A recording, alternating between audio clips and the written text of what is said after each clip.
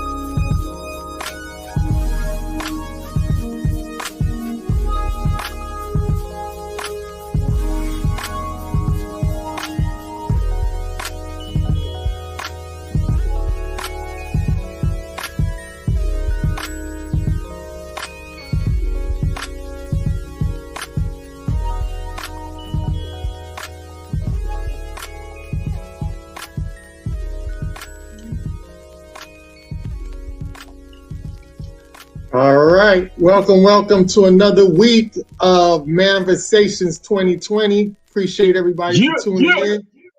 You know what I'm saying? We got a great show for you guys tonight. As you already seen on the flyer, tonight's show is called Perspectives. And you'll definitely see why we titled that the show tonight. Definitely have a great show in store for you guys. Y'all are gonna love it. So starting off, how y'all fellas doing? Y'all all right? Good, man. We good. What's cracking? Chilling. Check on me after the Bengals game. We'll find out then. So you got to see if you're going to run to the car like Big Red or not, right? You got to find out if I'm going to cry in the car now. Okay. There you go. All right, that's what's up. All right, so in the meantime, before the game kick off, let's kick off here at Manversations. And like I said, with the definition perspectives, we want to give you guys the definition of what perspective is. A lot of people might not know, but perspective, the art of drawing a solid object or a two-dimensional surface so as to give the right impression of their height with their position in relation to each other when viewed from a particular point. All right, a view or prospect. What does your perspective mean? The way you see something. Your perspective is the way you see something.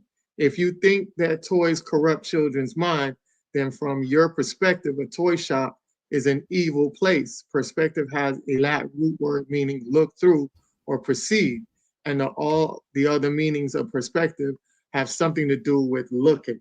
All right, so now you have your definition of perspective, so you have a glimpse of what we're going to be talking about tonight and understand what we're trying to convey. And I think this topic is very much needed because a lot of times we don't really pay attention to see things through different lens or vantage points. And I think tonight we'll kind of sharpen you up on some things because a lot of times you might take it from a gender aspect. I'm only seeing things through the eyes of a woman, and I'm only seeing things through the eyes of a man. So we just want to open up your mind to have you think in a broader perspective. You know, just critical thinking is just very, very important in today's life and today's society. All right, so I'm gonna give you some perspectives, right? So here's this perspective number one, right? So here's a lifeguard shark. It says, "Don't worry, man, I got you." He says, "I know CPR." Then, as you see, he saved his life, but he said, "My bad, bro, my bad, my bad." So you see the perspective, right? It's just a shark doing what a shark does, which is, you know, trying to save a person's life as a lifeguard. But in the process of it, a shark is still a shark with his teeth, doing the mouth to mouth. You know, his teeth are very vicious and end up chawing him up a bit, but he saved his life. So the perspective is you didn't die, but you live, but you have some complications where how you're going to be perceived. Right? So different perspective on that, right? So let's go into another perspective, right? So we always have like women that always say, "Oh, you know, I pray to God for a good man. You know, God send me a good man my way." And then if God was really listening, he said, "I did send you a good man. You just don't eat at the Cheesecake Factory." So we just want to show you on that perspective of things, right? So you can pray for something and also block it on the other end of the spectrum as well. All right. So another perspective that I wanted to put up was been thinking about killing myself lately. Right. This is what a girl did. This is what she wrote out. I don't know if it was a cry for help or whatever the case may be. And when you do things on the internet, you know, you gotta expect people to respond and how they respond, because sometimes if they feel like you joking, they might throw a little joke at you as well. But let's just say he wasn't joking, right? So she says that I've been thinking about killing myself lately. Now, this man, Tiger, might have found value in her, went through her pictures, saw what he liked, and he said, "Hey, you know, before you commit to that seriousness of taking your life and no longer being here, let me hit before you go." So, you know, the perspective of that. I mean, it's a very odd thing to say, but like I say, the different perspectives of it, right? So you thinking to yourself that you're going through tough times, you know, you're letting the world know, I might not even want to be here anymore. Might want somebody to reach out to you and give you another thought process on it. And the guy says, "Shit, you look so good. If that's the point you're going to go to, I would love to spend one night with you before you leave." All right. So just to give you guys that perspective on that. So what we're going to be talking about tonight. Tonight, I wanted you guys to see this one video that I'm going to play, and I want you guys to tell me what do you think about this video? All right.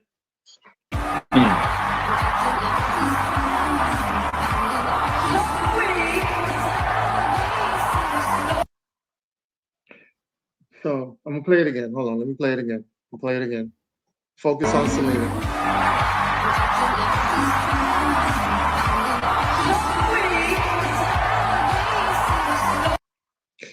So, did y'all notice something about that? Like, what did you think about that? I didn't get it.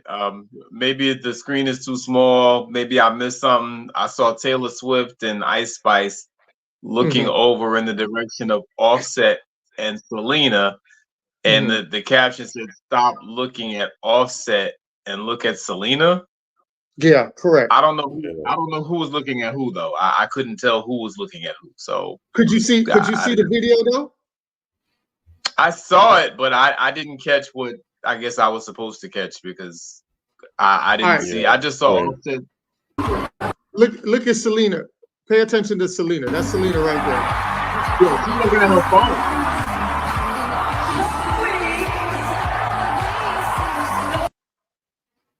All right. So she's in her phone, right? Right. So what it is she's in her phone. She's at the awards. They're all at the awards ceremony. And she's next to Offset. And there's another gentleman next to her. And the gentleman is taking off his jacket. And you know how you take off your jacket. Sometimes when you roll the jacket behind your arms, it kind of is in a weird position for you to really get the jacket off. Okay. So she drops what she's doing in the phone. She stops because I guess she's watching in the peripheral what he's doing. And she stops, gets off her phone to assist him to take his jacket off while he's in the seat trying to do it. So that's what the video was. Yeah. Oh, okay. So I brought that up because I brought that up because a lot of times if you're around women, a lot of women get so distracted in their phone, they don't ever pay attention to their surroundings. And I thought it was pretty unique that a woman who is in her phone still has the awareness to see that a brother, a guy, I don't even know if that was her date or whatever, but just to pay attention that he needed a little assistance to get off her phone and assist him before getting back on her phone again to handle her business of whatever she was doing. Yeah. And I think a lot of times a lot of women drop the ball in that instance because you remember we had that one guy, you remember we was on the live with Edwin, and the one guy said that the girl was in her phone all night and wasn't even paying attention to anything he was saying or doing. And it was all about her. And I thought that perspective-wise, women always talk about how men don't communicate, men don't pay attention. But a lot of times, a lot of women don't pay attention, and know how to communicate as well. They're not as effective as they say they want somebody to be. So I thought that was pretty interesting that, a woman can still be focused around her surroundings and not be totally distracted into what she was doing in order to help, a fellow male or mate out that needed the help exactly at the point he needed, because he could have took the jacket off and then she still would have been in the phone, and that could create a rift in itself, saying, dang, you see me struggling and you still was in the phone. Instead, he probably was like, damn, she was in her phone, and as soon as I needed help, she was right there. And it makes a big difference. You see what I'm saying? So I definitely wanted to highlight that point to show you guys exactly how that little bit of notice, paying attention, can make a huge difference. Right. Real talk. Perception. So we're going back to perception, right? So another perception that I saw, right? So this is a woman by the name of Laura Cooper. I literally took this picture of a random stranger at Mexico, but it resonated with me deeply because what I see is someone who isn't afraid to eat alone because she knows what it brings to the table. I see a women with a strong back. I see a woman with a strong backbone, powerful, courageous, who knows her worth and values living life to the fullest. Stop eating with everyone just because you're afraid to sit by yourself. Sis was out here fine dining herself, and I'm so here for it. Ladies, treat yourself. Stop waiting for someone to treat you the way you want to be treated. Now, the Okay. perception of that, the initial perception of that, how you guys feel about that? I mean, for me, you kind of look lonely. You look lonely and pathetic to me. I'm gonna just keep it a buck. You know what I'm saying? And this is a common thing that we see a lot of. And I saw that post, and man, people were dragging her ass for filth because, like, Well done. I get it. There's such a thing as perspective, but then you get to the point where your perspective can be a delusion, right? Your perspective can be delusions of grandeur. You know what I mean? To the point where you're reading some shit into something that ain't even there. That's what I see when I read her interpretation of what that is. You saw all that? You know what I'm saying? Like, nah. It just doesn't make a lot of sense to me. And yeah, I was delusion on another level. That was delusion on steroids from where I said, nah, I didn't see none of that. I saw, I saw somebody looking lonely and pathetic, and it just kind of went out of their way to try to make what they're doing look like something. Look, what is it to have the whole world and have lost yourself? You got a lot of these strong and independent types out here, that just kind of epitomizes what they represent to me. You know what I'm saying? Like, I got all this money, I got all these careers, these career titles, I got all these pieces of paper with my name on them or whatever the case may be, but I have nobody. I'm lonely. I'm empty. I'm a dating and relationship failure. You know what I'm saying? And it's like, it's just becoming kind of cliche and tired at this point. It saddens me. So yeah, that's what I saw. That's my perspective. What you think, Bobby?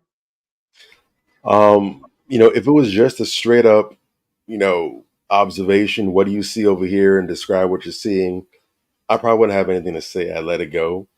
But since she wants to go ahead and showcase her expert level S rank grade yoga skills and just reaching to the cosmos and the heavens, it just reminds me about what they say that when it comes to art, that we don't see as things are, we see as we are. And I think she was reading into that what she wanted to be the case for herself, which is sad. And like you said, that's not a good look. I mean, it also felt desperate because I'm looking at the table. The first thing I saw that caught my eyes out when she was going through the description was that there are not one, but two wine glasses on the table. Both are filled. Now, typically, now it could be that she just had two glasses for herself. That's possible. But most of the time, when you see two glasses or two plates, whatever, on a place, that usually means that the table is set for two. And if both glasses are filled not with water, but with actual wine, whatever they're sipping on, that usually indicates that someone is there or someone is on the way. But she couldn't bother to notice that or to think for a second, I wonder if this means anything, because she was so damn thirsty to find meaning in her own situation that this is what she wanted to glom onto. Yes. And again, I find that to be sad. I'm not saying that to clown the sister, but sometimes we think we're doing a whole lot with these analyses. And sometimes we are, but sometimes what we're really doing is just revealing to the world the emptiness or the lacking that we have. Mm. So you got to be careful with that. And like you said, Major, there's this desperate foot race to try and showcase that, you know, strong, independent, don't need a man, can do it all by themselves.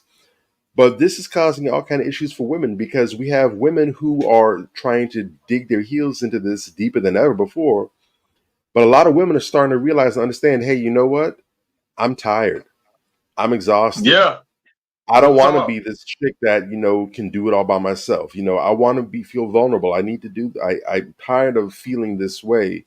You know, I want more than this. Mm. Mhm. And so it's putting them at a weird crossroads for themselves where they don't know how to get what they need because one side is telling them, you don't need men. Men are this, man, troublesome, blah, blah, blah. You need to be able to do this for yourself, sis. But the other Right. side is saying, if that's so true, then why do I feel so lonely like this? So you got to be careful about what camps are in your ear and saying what, man, because there's a lot of people out here that are just trying to go ahead and get their validation through you, and they'll use you for their own ends. They don't care. They absolutely Real useless talk. with it. Mm-hmm. Definite. So I want to go back to that, and you said two. Okay, I see the glasses. Yeah.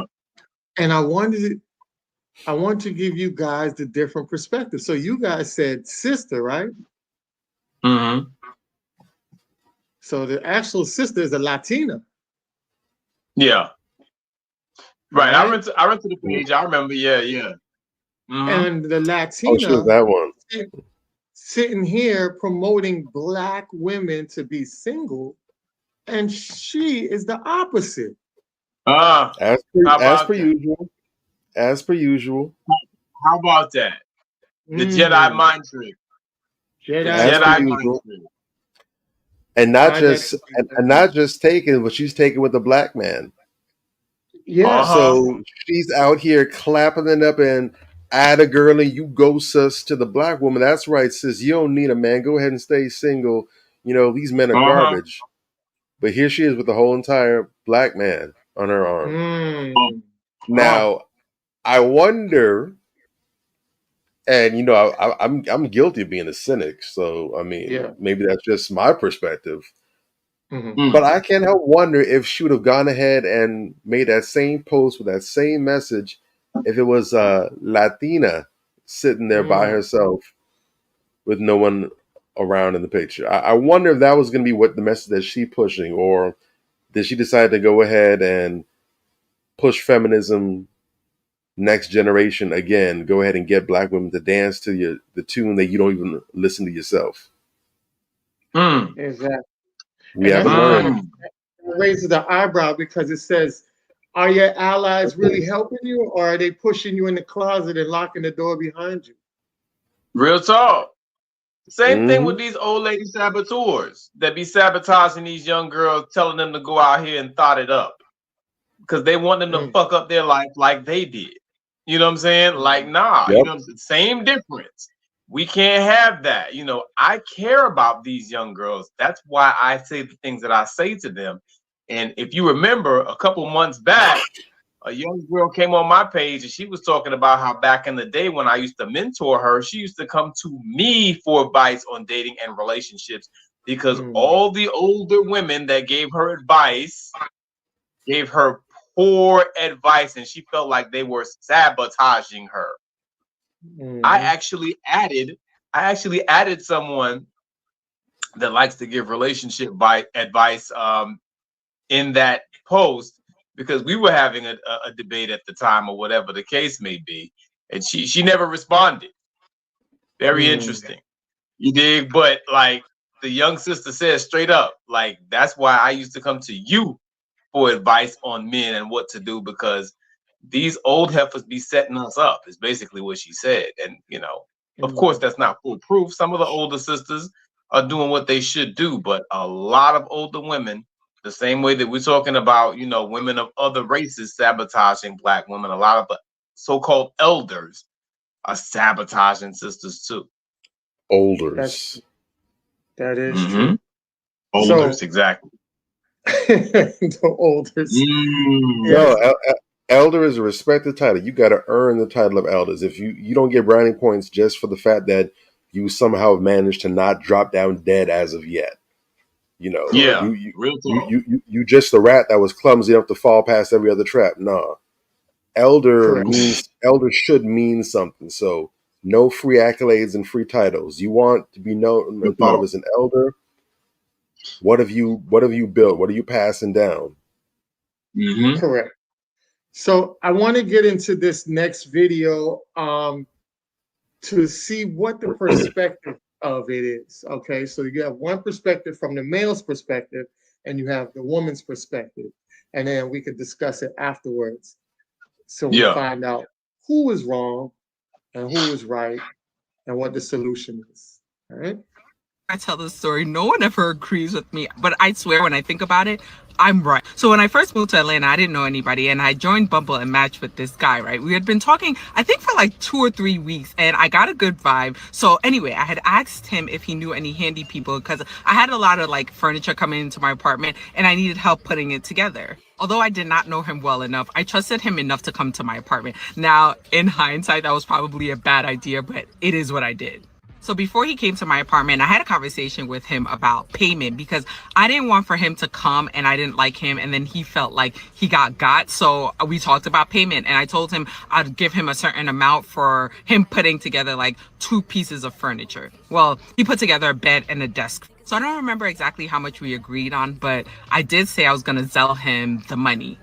So when he came over like early this Saturday morning and he ended up like starting right away. He was definitely somebody that I could see myself talking to on the long haul. So it was cool. Like he was we were getting to know each other. We were talking about family. We were talking about life, all this kind of stuff. So around lunchtime, I ordered us something to eat. And as we were eating, we were like really talking, right? It was good. So when he was done, he kind of like chilled for like another couple of hours just to like rest. And we were really vibing. And he was like, I would really like to see you again. And I was like, cool. So when he's ready to go, we go outside and he gives me a hug. And then he was like, okay, so I'm going to text you my Zelle information so you can send the payment. And I'm like, okay. In the moment, I was just a little shocked, but I didn't like let it on. I was just like, okay, just text it to me. So the next day I sent the Zelle payment and I was just like, oh, thank you for coming over. I really appreciate it. And then I didn't say anything else. And he was texting me and I did not respond. And he wasn't used to that because obviously we have been like texting all day long, you know, talking throughout the day. It was good at that time. But then I just decided that the fact of him asking me for money after like we had a good day, and I do understand that we agreed upon it, but I just thought it would be different since we were going to start dating. So finally he asked me like, what's up? And I was just like, honestly, I know we decided that I would pay you for that, but I really thought it was tacky that you actually asked me for the money afterwards and you took it. So I did end up cutting it off and we didn't talk again. But when I told my cousin about it, she was like, you guys agreed on it. Like, I don't understand what the problem was. And honestly, like, if I'm gonna date you and you know you put together Right. So she said, you know, if I feel like I'm dating you and you put together some stuff for me, you should really be doing it for free. So I wanted to hear you guys' perspective on that. How do you feel about that situation? Bobby, you want to go first? You want me to go first? Oh, listen, man. Listen. Long story short, you know, this is crazy that we just had this show last week on the list because this kind of ties back into the list to me, right? This ties back into the list and this mentality that a lot of women have in dating and relationships where they're expecting too much too soon. You know, you can't take me to a whatever restaurant, you know, or whatever, you know, you got to put stuff together for me for free because, you know, we kicking it, you know, it almost seems like a lot of women have a great deal of intelligence until you show interest in them.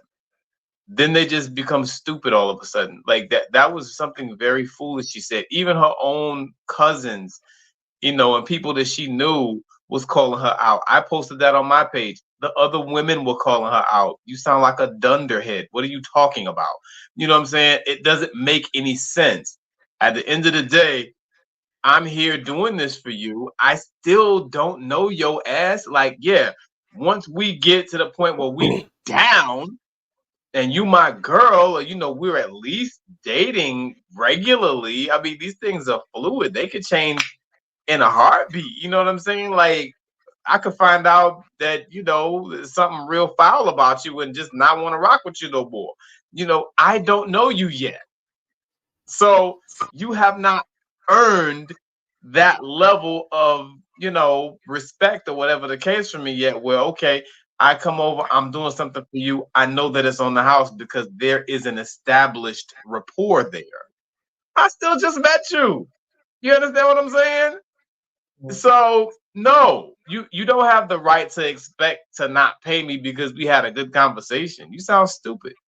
You know what I'm saying? And I gotta point this out. Unfortunately, I always tell my dogs, man, when you're talking to girls, holla at the dimes. And they look at me like I got three heads. But like I've noticed, for whatever reason, you know what I'm saying? It's always women that are less attractive that tend to give this type of pushback and BS the list and whatever the case may be. It's always a woman that's a strong 3 at her very best. You know what I'm saying? Like, that woman is not hot by any stretch of the imagination. You know what I'm saying? Like, and she's up here talking all this nonsense when, like, yo, at the end of the day, hey, you got a guy interested in you. He seems like he's cool, whatever the case may be. Just play your part. Why you want to act like you the Queen of England and shit? Like, you know what I'm saying? It just don't make sense to me. You feel me? I guarantee you, the more, but a lot of brothers don't understand, the more attractive the woman is, at least from my personal experience, the less pushback I get and the less bullshit. They tend to be a lot more down to earth. That's just my 2 cents. From my perspective, I don't know. Maybe y'all see something different. Let me know. What's up? Am I tripping? No, it can. No. I wouldn't say they can be more down. I think it depends. I think the variance is a bit more balanced. I think you probably have an equal shot because usually when the women are more attractive to that extent, sometimes it can translate to them being more down to earth. I think in some respects because especially they're really, really beautiful, really attractive. Some dudes don't really accept them like that. And so because they don't get approached as much in that way because they used to the looks putting dudes off, it kind of caused them to be a bit more down to earth. But at the same time, if they're getting a whole ton of attention and dudes, just simping and falling on the place with them, that can really distort and warp their perception or what have you because they're operating from a different. So it's really a 50-50 gamble.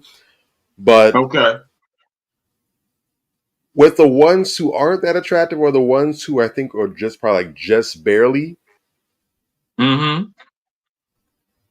don't miss and let them be on the same diet that the ones who are really attractive are on because they digest in all the food, all the calories, and they ain't getting none of them out, man. Just it's gross. But in her case, when you see it. It's wild. Like, ma'am, look, this behavior isn't acceptable from anybody. But at least if this is a bad top of the line woman, you can kind of understand a little bit better. You can even maybe forgive it somewhat. You ain't got the justification for this. But from you out here trying to ball in Hermes. You out here trying to ball in Barney's with the Salvation Army budget. Like, the audacity. Bruh, not from you. Oh, no. Wow. This chick is looking like Legal with a weave, talking all this smack. Really? But the crazy part is, and I've said this time and time again, so many women nowadays are truly lacking integrity. Understand now, if this was just her philosophy, her principle, that'd be one thing. I'm not even going to necessarily knock her for that. She is the one who even suggested payment. This was her idea. She brought this up. Yeah. He didn't say, well, I'd be happy to do this for you, but I needed some compensation. No, she offered this. And she even You offered can't it make because yourself up. she felt, well, in the event things don't work out, I don't want to feel like he got gypped or whatever, like I used him for whatever, which is not a bad mindset to have. Shows that you're not a user, or at least you can let him refuse if he so chooses. But that was fine. Mm-hmm. But you end up liking him, you having a great time with him, and when he operates based off the information that you provided, the stipulations that you set, now all of a sudden that's a knock against him. Yeah. But Yeah. when dudes do this, That's it's called wild. playing games. It's manipulation. Right. Look, you know, integrity. I don't know why it's so hard for some to come by. And again, this might make a bit more sense if she was astronomical, if the body was crazy, if the face was insane, if maybe she was giving out the goods and the yams was perfection or something. Ma'am, where do you It get just this didn't make no doll? sense. Did they have it on sale at Amazon or something? Was there a Cyber Monday sale and you just stocked up? I don't get it, but Bruh, it's not for me to get. It's not for me that's to when it get, gets and that's offensive. fine. Yeah. That's when it gets He, offensive, bro. Like, he held like her to her word, and she was upset that he did so. Now let him miss the bruh. break a promise to her or try to renege on something that he said. Then all of a sudden he's not a Man. real man. This or men Oh, today you aren't like know it. men back in the day. Oh my God! It just wouldn't You already stop. know. We live in the last Yo, no days, saying, y'all. man. We live in the last days. Oh, Ooh, bruh. oh It's wild. Yeah, it's wild, man. So I don't know, man. I don't know about that. That one irked me. That one irked me something special. So I don't know, man. I don't know, and I don't even know. But that reminds me of the Average at Best video when I watch it. You know what I'm saying? That's what that reminds me of. It's like, bruh, you really? that same entitlement spirit. That sense of entitlement is just it's otherworldly out here, man. It's got to be Really? something. It's got to be something in the Similac of the formula. I don't know, man.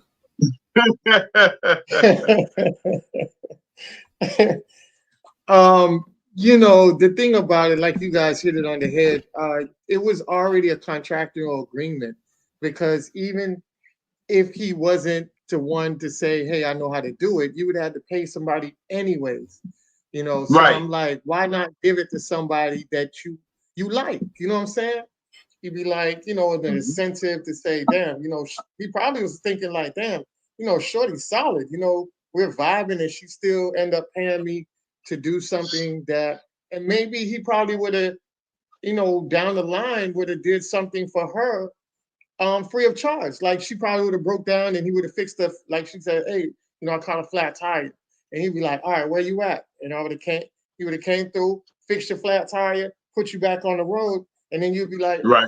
Let me pay you for it. And you'd be like, no, you good. You all right. Sometimes planting the seeds early can definitely come back to benefit you in the long run. And I think a lot of times, especially with a lot of women, they look for so much up front that they don't understand that a lot is actually on the back end of it. You know what I'm saying? Yes. And they cut themselves short because they don't have the patience.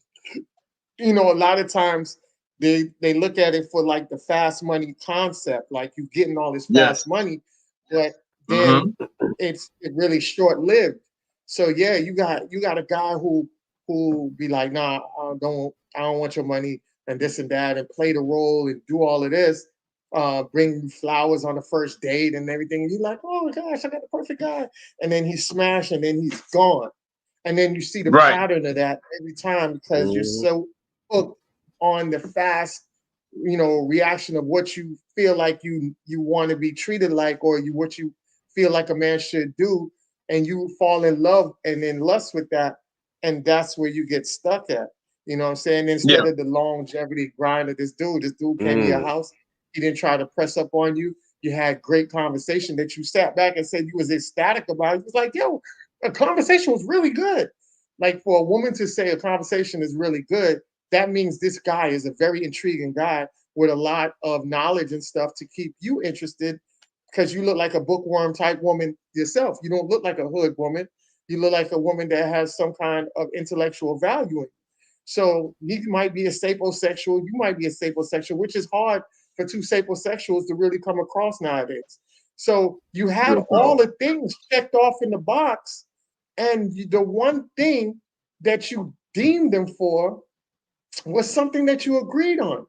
You know what I'm saying? And that to me, that's the most asinine thing. And I think when you have these women that make bad choices and bad decisions, one of the things that they always do is they have this regret. And when they look back on it, they're always going to look back on that guy, especially her. That's the guy you fumbled on. When people talk about fumble the bag, you fumble people, that was the guy you fumbled, because you had everything laid out, checks and balances, and you written him off for something so stupid that you agreed on. You know what I'm saying? And that's the shit that really drives these women to stay in the dating pool longer than they should. Agreed. Well said. Two quick things about that. That actually reminds me of, well, first off, just what you said right there, and that reminds me about that study, about that woman who wrote that book. I can't remember her name or the name of the book, but I think I shared that clip with you guys before, where this woman did this research, and she's consulted psychologists, she consulted dating coaches, she consulted actual individuals, a wide range of people, psychologists, the whole wide swath, and determined that typically in most cases, women see settling as anything less than 100. Where, she asked a whole bunch of these dudes, hey, if you met a woman that had 80% roughly of all the things that make you a perfect match, would you take her? And the guy was like, take her. Where the hell she at? She in the closet? Exactly. You got her in the back room? Where's she at? Whereas the women, when they were posed the same question, the answer was no, because they didn't want to settle. So even if you have the lion's share of what you're looking for, if it's less than perfection, you're settling. Talk about staying stable how long they need to be. And that also reminded me of something that Jason Black said before, where a lot of women just simply don't believe in starting over. And they try and tax dudes they're with. If a woman was with a dude for 3 or 4 years and she was accustomed to the relationship perks and benefits that she had at that point, when they end and she gets to the next dude, she's not trying to start over from the beginning and work her way back up there, or put that time, equity, and investment in. She wants the new dude to go ahead and pick up right where the last guy left off at, perpetually trying to climb the ladder, so to speak. And we see that she's out here trying to go and get a level of relationship benefit. I wouldn't even call it a benefit, to be honest, because again, she put this forward. Unless you see a benefit in the relationship of not being held to your word, of just saying, I'm going to do this for you, and then reneging on it later on. So if you call it a benefit, that's a different story. But just this idea that, it's supposed to be a one-way street where you just take, while he gives, it's crazy. Yeah. Don't work like that. And it's crazy that people don't understand. Women, if you're watching, please understand that if you got a guy that knows how to put together a bed, put together a desk, put together a mount up some TVs, you have a handyman. That is very obsolete nowadays. You have a lot of guys that don't know how to do that. So you already was winning. You were winning. Goofy. Because that means when you bought a house, when you buy a house together, you don't have to worry about contracting outside, because more than likely he knows how to do a lot of stuff to save you money from spending money. Now you're going to sit back and you write him off to go find a dusty dude with low energy who's going to be stalking your house because remember, you invited this guy and he hasn't stalked you since, and he parted ways. And some guys, they find out where you live, and niggas is at your house a year later, and you already in a relationship with somebody else. Now the new guy looking like, yo, what's wrong with this dude? And you like, damn, what's wrong with this guy? You know what I'm saying? So you don't even have no problems with that. You had everything lined up where a guy looked like he was very healthy, very healed, very on top of his point, on top of his game. And he was probably more than likely a high value man that normally a woman your caliber really wouldn't come across or qualified for. So you actually had something good and you fumbled it. And now to get that back, I think is about slim to none in your perspective of her joint, where she was coming from. You know what I'm saying? And I find out a lot of, like you guys were saying, a lot of studies were coming out, and I saw a lot of women online that were talking about how being domesticated is like slavery. And now you have women that are shedding away from their feminine duties, you know, things that made them a woman, really, you know, the cooking and the cleaning.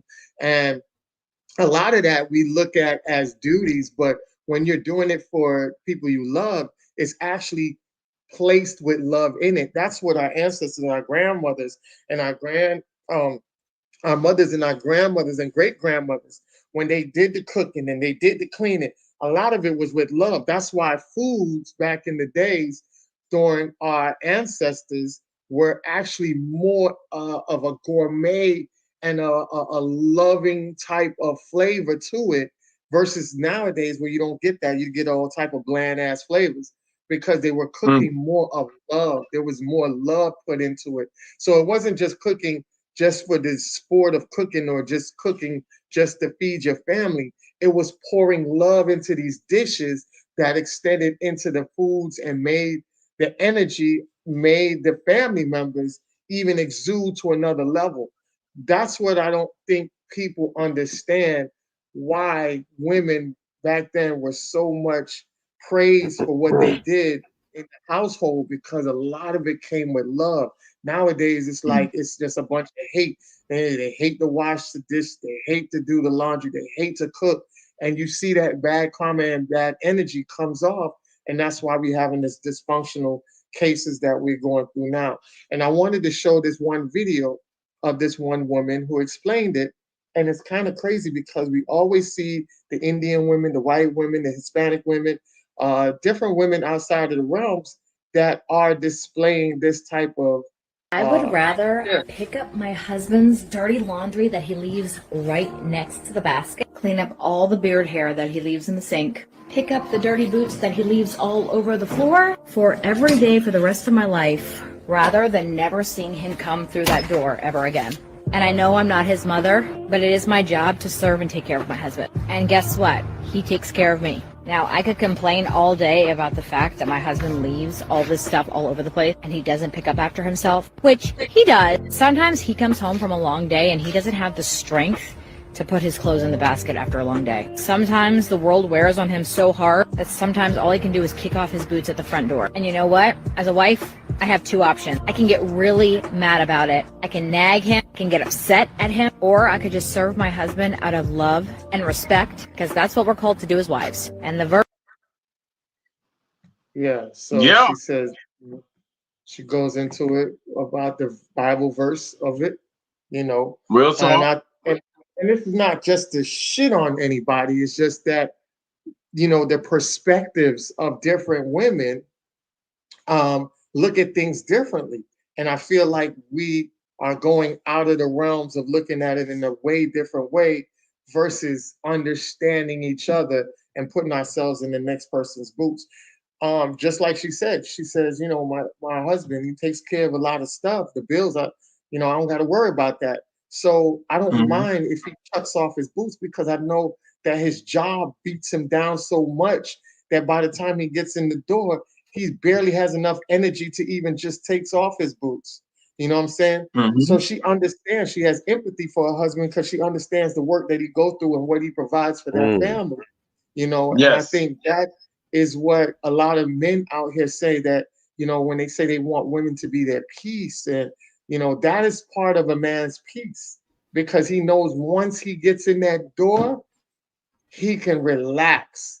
The world Mm-hmm. is just shut outside of that door, and now his oasis is inside that door with his wife.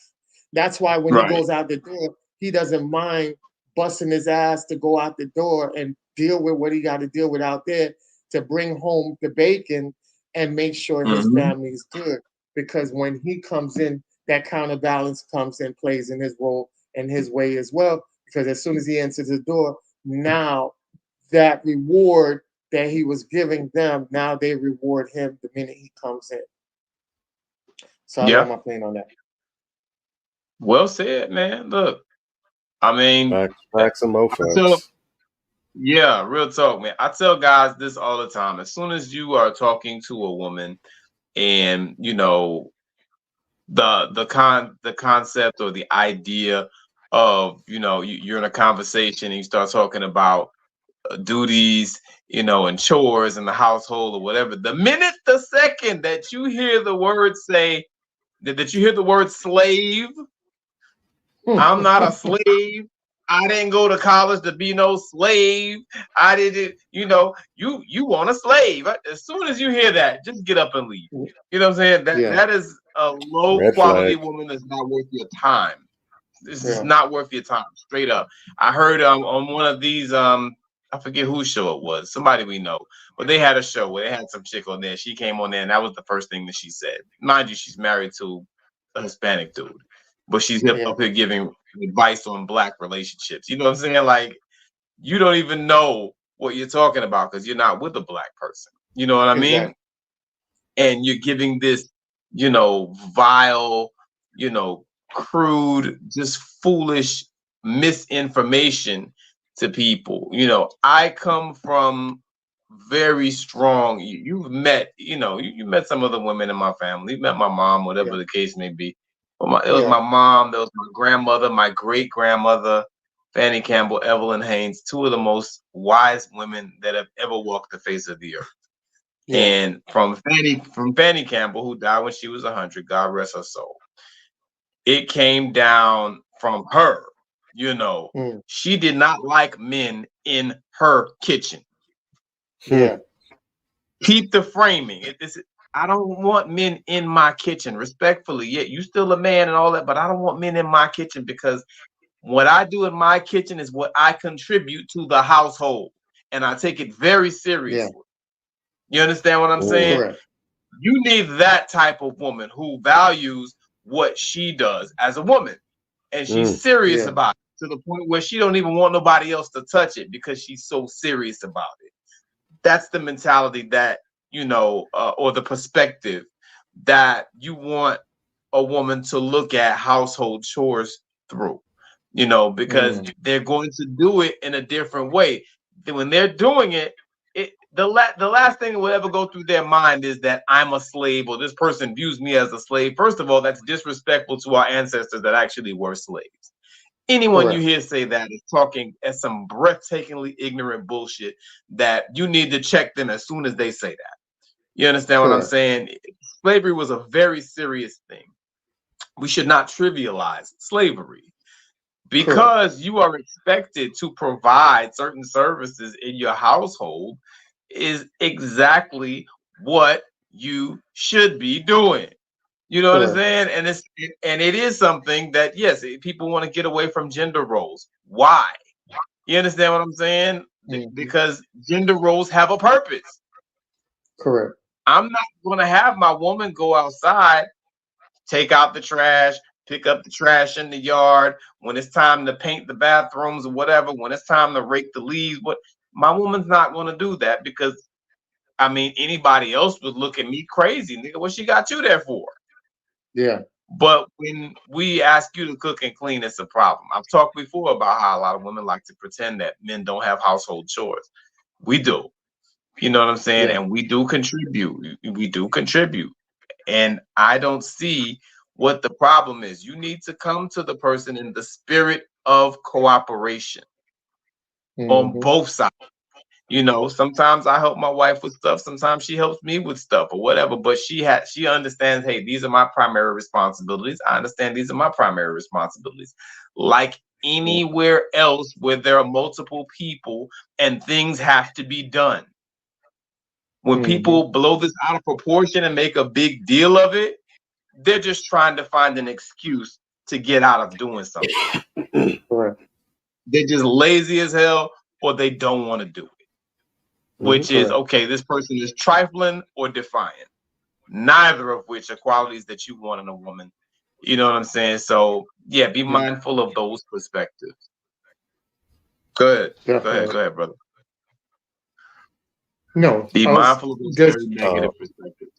No, when you like you said, when you don't want to do something, it doesn't matter what your level of education is. It doesn't matter what your IQ is. You will become a PhD doctoral candidate of manufacturing and finding excuses and all manner of justification or reasons why you don't want to do this, why you don't have to do this. You become a Rhodes Scholar overnight. When you really don't want to do something, you find any and every excuse under the sun and under the moon and every other celestial entity that there is when you don't want to do something. But when you passionate about something, when you care about something, when it matters to you, you put in extra, you go the distance, you put in that overtime, you lose sleep to make it happen because it matters that much to you. Think of somebody that's chasing a dream. They're trying to get their dream job, or maybe they're an entrepreneur and they're trying to keep their business afloat. And think of the extremes that they'll go to do that because they're that serious about it. They want to make it pop off. That's really, what's up, Jenny? Shout out, sister. Jenny Pop. That's the difference. So again, when people don't want to do something, they're gonna have all kind of different reasons as to why they're not interested in going by their way.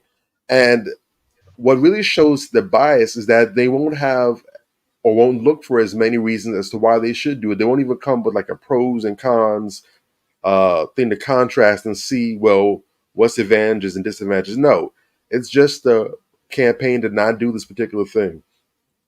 But the women who are from that vein, like your mother, your grandmother, and your great grandmother, Major, those are not just the rare women these days. But typically, if you look at the state of their families, to a large degree, they're thriving. They're healthy. They're stable. They're functional. You know, it's funny when we talk about, especially in Black American culture, when you look at what used to be the stereotypical arrangement of the family, per se, the traditions like Sunday dinners, and even special occasions where families get together, maybe for grandpop or grandma's birthday or what have you, or Turkey Day, or Christmas, whatever, or Kwanzaa, whatever. Those occasions when they get together, it's usually the case. All the women come in the kitchen and start preparing. Don't want to see no men up in here. Don't want to see any children up here. Maybe some of the young girls, they're old enough, they can come in and start learning from the aunties and the moms and the cousins or whatever. But all the men, get your behind out there. Go watch football. Go play cards or whatever. Do what you do out there. Whatever. Handle your business. If you brought your girlfriend, maybe you've been dating for a while, you brought your girl home to introduce your family, send her in the kitchen with the women, the folk. We're going to have her, cook and prep with us. We're going to evaluate her, see what we think about her, all that stuff, whatever. But those families, to a large degree, not saying that they were perfect, not saying that they didn't have issues, but by and large, those families thrived. So much so that even to this day, when people make movies and films and books, whatever, that's usually something they refer to, or that's a cornerstone. Think of movies like Soul Food, that, yes, was very dysfunctional, but when you looked at the overall picture, that family, and how at the end togetherness still was able to bring them together to help them to overcome and to deal with and to cope with loss and everything else. That's difficult to come by. You can't establish that kind of legacy for your family. You can't establish that type of togetherness for your family if you don't have a matriarch in the family that's about that. You can be the patriarch that was known for, busting his ass sun to sundown, there's always food on the table, never question about any bills going missing. You could be that, but without that woman in the corner to go ahead and seal the deal and to manage the household, it all falls apart.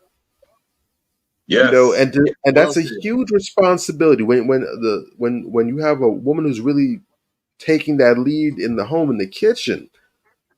And when you look at the state of people today, more than ever, juvenile diabetes on the rise. I believe it's 1 in 4 to 1 in 6 children today suffer from or will suffer from juvenile diabetes due to poor eating conditions in the household. And don't need to talk about all the hell that you have to deal with there. Childhood obesity rates are crazy right now.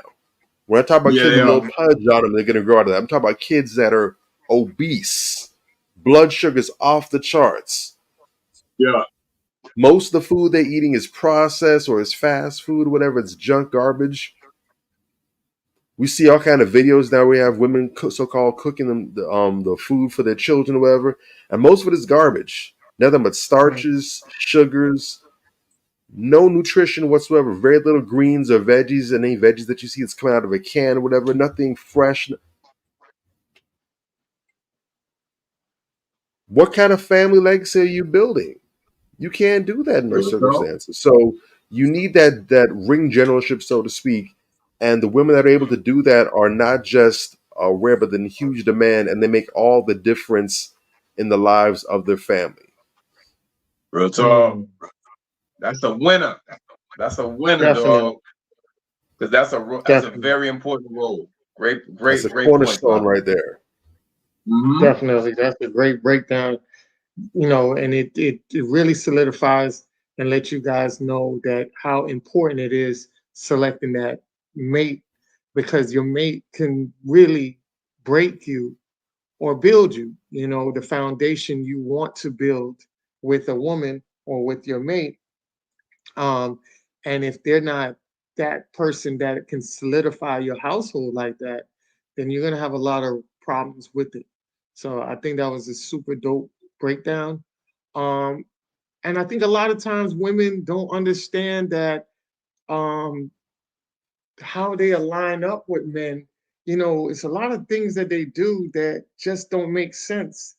We had a lot of women back in the day that were very firm about who they wanted to get with. You had songs by Salt and Pepper. You had What a Man, Shoot.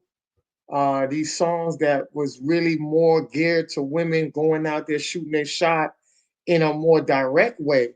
And guys were very receptive of it. But nowadays, we don't see that because you have the Me Too movement. You have men that will be very genuine in a lot of women's inbox. And as soon as they say something, they get blasted and plastered all over the internet. And now you power these men down from being, having that manhood of going after what they want to. Now they go after it, but it's more precautious. And because of it, a lot of women are frustrated and they're saying that men aren't chasing women anymore. It's not that. It's that men are being more careful about the women that they're pursuing, and the tactics that they're using, they're very careful about that as well. And I found this to be very true because I saw a video and I was like, you know what? I've been in situations where people had to come and tell me, like, Shorty was shooting her shot. But I'm from the old school where if you're not direct with it, then it would go over my head. People would have to come and tell me that, Shorty just shot a shot at you. I'm like, for real? I was like, because we come from an era where we don't use hints. It was direct. You know what I'm saying? It was like, hey, I want to holler at you. Here's my number. Give me a call. This is what I went through. Now, this era is going through this right here.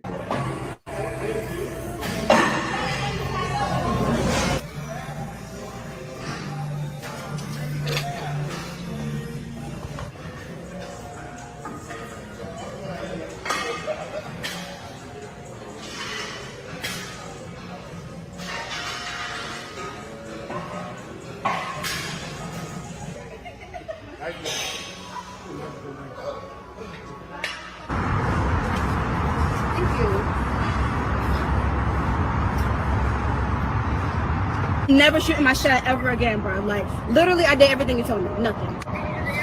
Yes, under the hand flip, neck sprung, nothing, girl. I was on that Stairmaster just throwing it at him. And when we was leaving, he held the door for me too, but So, you know, I don't know what to say about that. It wasn't, you know, when you go to certain places, you're not expecting women to hit on you. But also remember, there was a lot of women that were coming out talking about how they feel uncomfortable because guys would look at them in the gym. Guys, they felt kind of like their eyes were raping them with their eyes in the gym, and they would, you know, just trying to come to work out and not be harassed and things like that. And then you go right back in that same vicinity where you understand that there's now a visual and people watching, and now where it used to be where guys could go up and just say something, now it's like taken in a negative aspect. So now when a guy is in there, he's just looking at you like you one of the guys, like, no, go ahead, you can use the equipment, or opening up the door like, okay, cool. There's no addedness behind it because of the atmosphere y'all put out there. So now she's mad and telling her friend, like, I did everything you told me to do and they ain't working it. I hate these men. No, it's the way you're going about it and the way and where you're at it as well. You got to be very cautious about where you're shooting your shot as well, because a lot of times you got to look at this vicinity and see if that's a vicinity that men get crapped on for talking to women. You know what I mean? Mm-hmm.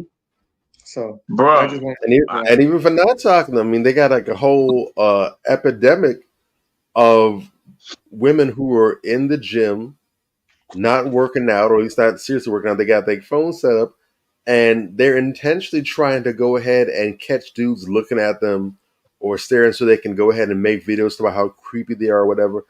I mean, now I understand you do have some dudes that do go ahead and make women uncomfortable. Absolutely. Yeah. That's not okay.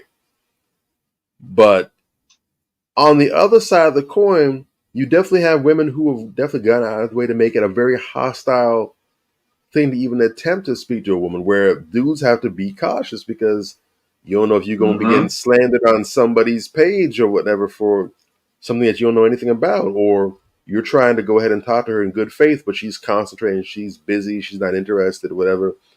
And it sucks because the gym should be, of course, you're there to exercise, you're there to get stuff happening, but the gym should be a place where you can go ahead and freely, look to start things apart. Because what better place to find someone who is health conscious, who is serious about taking care of their body, their temple.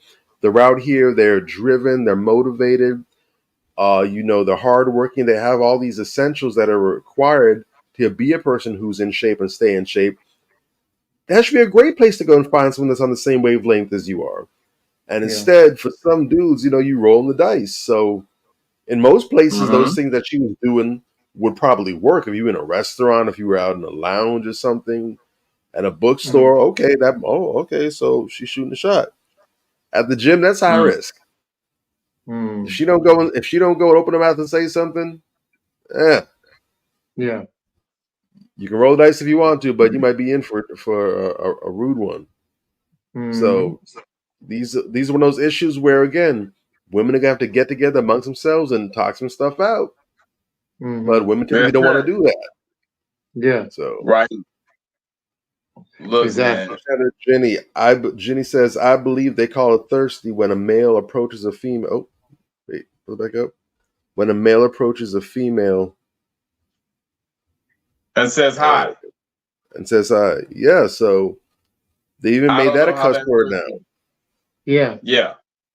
It's insane, bro. Like, you make a very good point, and there's a lot of talk of hyper masculinity and toxic masculinity or whatever the case may be, and when you demonize masculinity, what happened? When you demonize masculinity. When you demonize masculinity, you're making those guys that normally will come holler at you, you know, feel gun shy to come and talk to you. Now, see, I'm very different. I see what I want, I'm gonna go get it. Period. Yeah. You know what I'm saying? Like, I'm just that guy, you know, and I kind of watched women for a while, even my wife before I approached her. I watched her for about a half an hour because I'm looking for cues. I'm looking for nonverbal cues to tip me off as to the type of person that she might be. I watched her go and buy a drink. You know, I watched her interacting with her friends. You know, I just watched her general demeanor, and I was able to gather that she's probably a pretty pleasant woman with a kind demeanor. You know what I'm saying?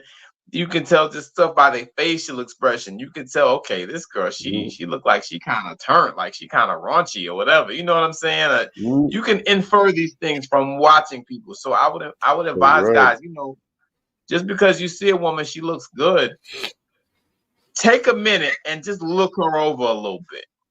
You know what I'm saying? And see if you can infer the type of person that she might be just from watching her for a little bit. You know, and I think it'll help you a lot. You know, I look at the type of dress, the way the woman is dressed. I look for, you know, things that seem like they're a little too over the top. Is her makeup a little too over the top? Is she dressed too provocatively? Does she have a gang of tattoos? Whatever the case may be, like just certain things tip you off. It's not foolproof, but it can tip you off to maybe the type of person that she may be. You know what I'm saying? And you can kind of make an assessment in some cases. Maybe I do or don't want to talk to this person. And but I mean, at the end of the day, guys, that's where, you know, you put on your pimp boots right there. You know what I'm saying? Be bold. That's where it's like, okay, be bold.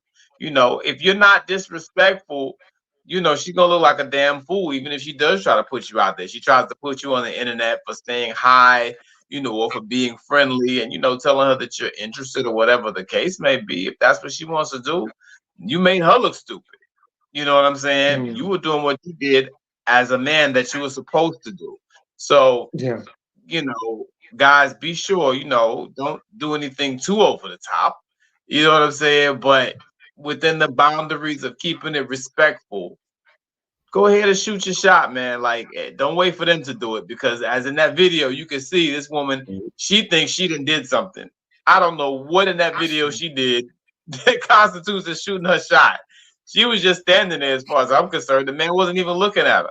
If he's not looking at you, how can he see all this shit that you do? You supposedly throwing it at him. Well, off rip, you shouldn't be throwing it at a nigga that you don't know. You know what I'm saying? If that's what you do, your approach is wrong anyway. And he just gonna look at you as a thought. You know what I'm saying? And he gonna smash and dash, and you're gonna be mad. So you know, it's levels to this. You gotta be sensitive, you know, with your approach, and the way that you present yourself has to be the way that you want this person to view you. You know what I'm saying? You shouldn't be doing that. And I think she said girl when she was on the phone. Usually this type of advice, when you talking about how to shoot your shot at a man or how to, you know, get at a man, you shouldn't get that from a female, because females really don't understand how to do it, as was very clear from that video. They have no idea when it comes to exerting themselves in that manner. You know, they don't really know. That should come from a man, and a man that you trust. That, you know, not somebody that's trying to get you, that's trying to set you up. You dig? That's my 2 cents on that. I totally agree on that. So a mouthful on that one. Next topic is we're gonna go into our Trendly Weekly topics, right? I saw something that came up. I saw something that came up that was really, really crazy. So I figured I'll just throw at you guys a bunch of things real quick, and then we can just chop it up with that. All right. So I want to start off with the first thing I saw that really trailblazed everything, right? So the Ruby Rose, she showed up to the Hawks game in this attire, which took set on. Yeah, it took set on social media. Well, and I was thinking, and I was like, you know what? Down my timeline, and I was going through other people's timelines, and I started to see a trend of different things, right? So I'm watching this one girl, she says, sliding in my DM and you don't eat ass is insane. And then when you look at her pictures, this is what she looks like, right? Oh. And that's a whole lot of ass to eat. One. And then you got and then you had this girl who was in timeline that says, trying something new, classy. I'm tired of attracting thugs. All right. So I started to start seeing stuff like that. And then I was like, all right. And then I saw this. Another girl wrote this. Good guys are boring for us when we are still fresh. They are not entertaining and mentally challenging. They can't be themselves, always trying to impress us while we want real men. Good guys are only good to be stepfathers after the whole phase. After tiredness of running with guys who make us wet, good guys are for stability after the prime of a woman. That is why we can manipulate them, saying good men raise another man's kids, which brought me back to that whole Jesus. that brought me to the Sierra and Russell Wilson. And then I said, and then I was going through, and then I seen this. This I was like, okay, attention, ladies. This is what life looks like for you in 20, 30 years if you keep playing games all your youth and you're not trying to lock down a good dude. You'll be 50, 60 and won't even be able to give that stuff away.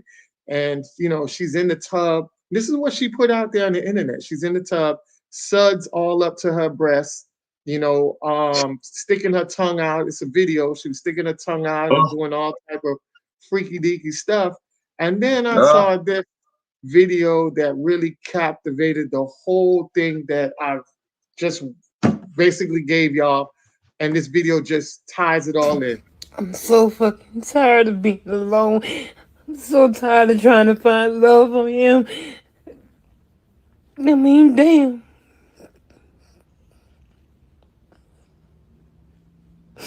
I may not be pretty to somebody, but goddamn, I'm pretty to me. I'm so tired of being alone. I'm tired of this bullshit. I don't understand why the fuck am I still living.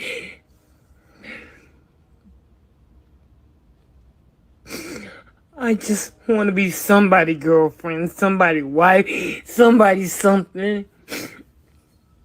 I deserve to fucking be happy too. Why the fuck can't I be happy? I'm tired. All right, so I said, okay, that sums up everything that I was just seeing, that we, you know, women are going through their reckless phase, they take advantage and they don't utilize their youthful years or their prime years, and then they wait till they get to that lady's point to where, you know, everybody wants to be loved. Everybody wants, I don't want to hear this bull crap about people don't want to get married, women talking about, oh, I don't want to get married. No, you want to get married.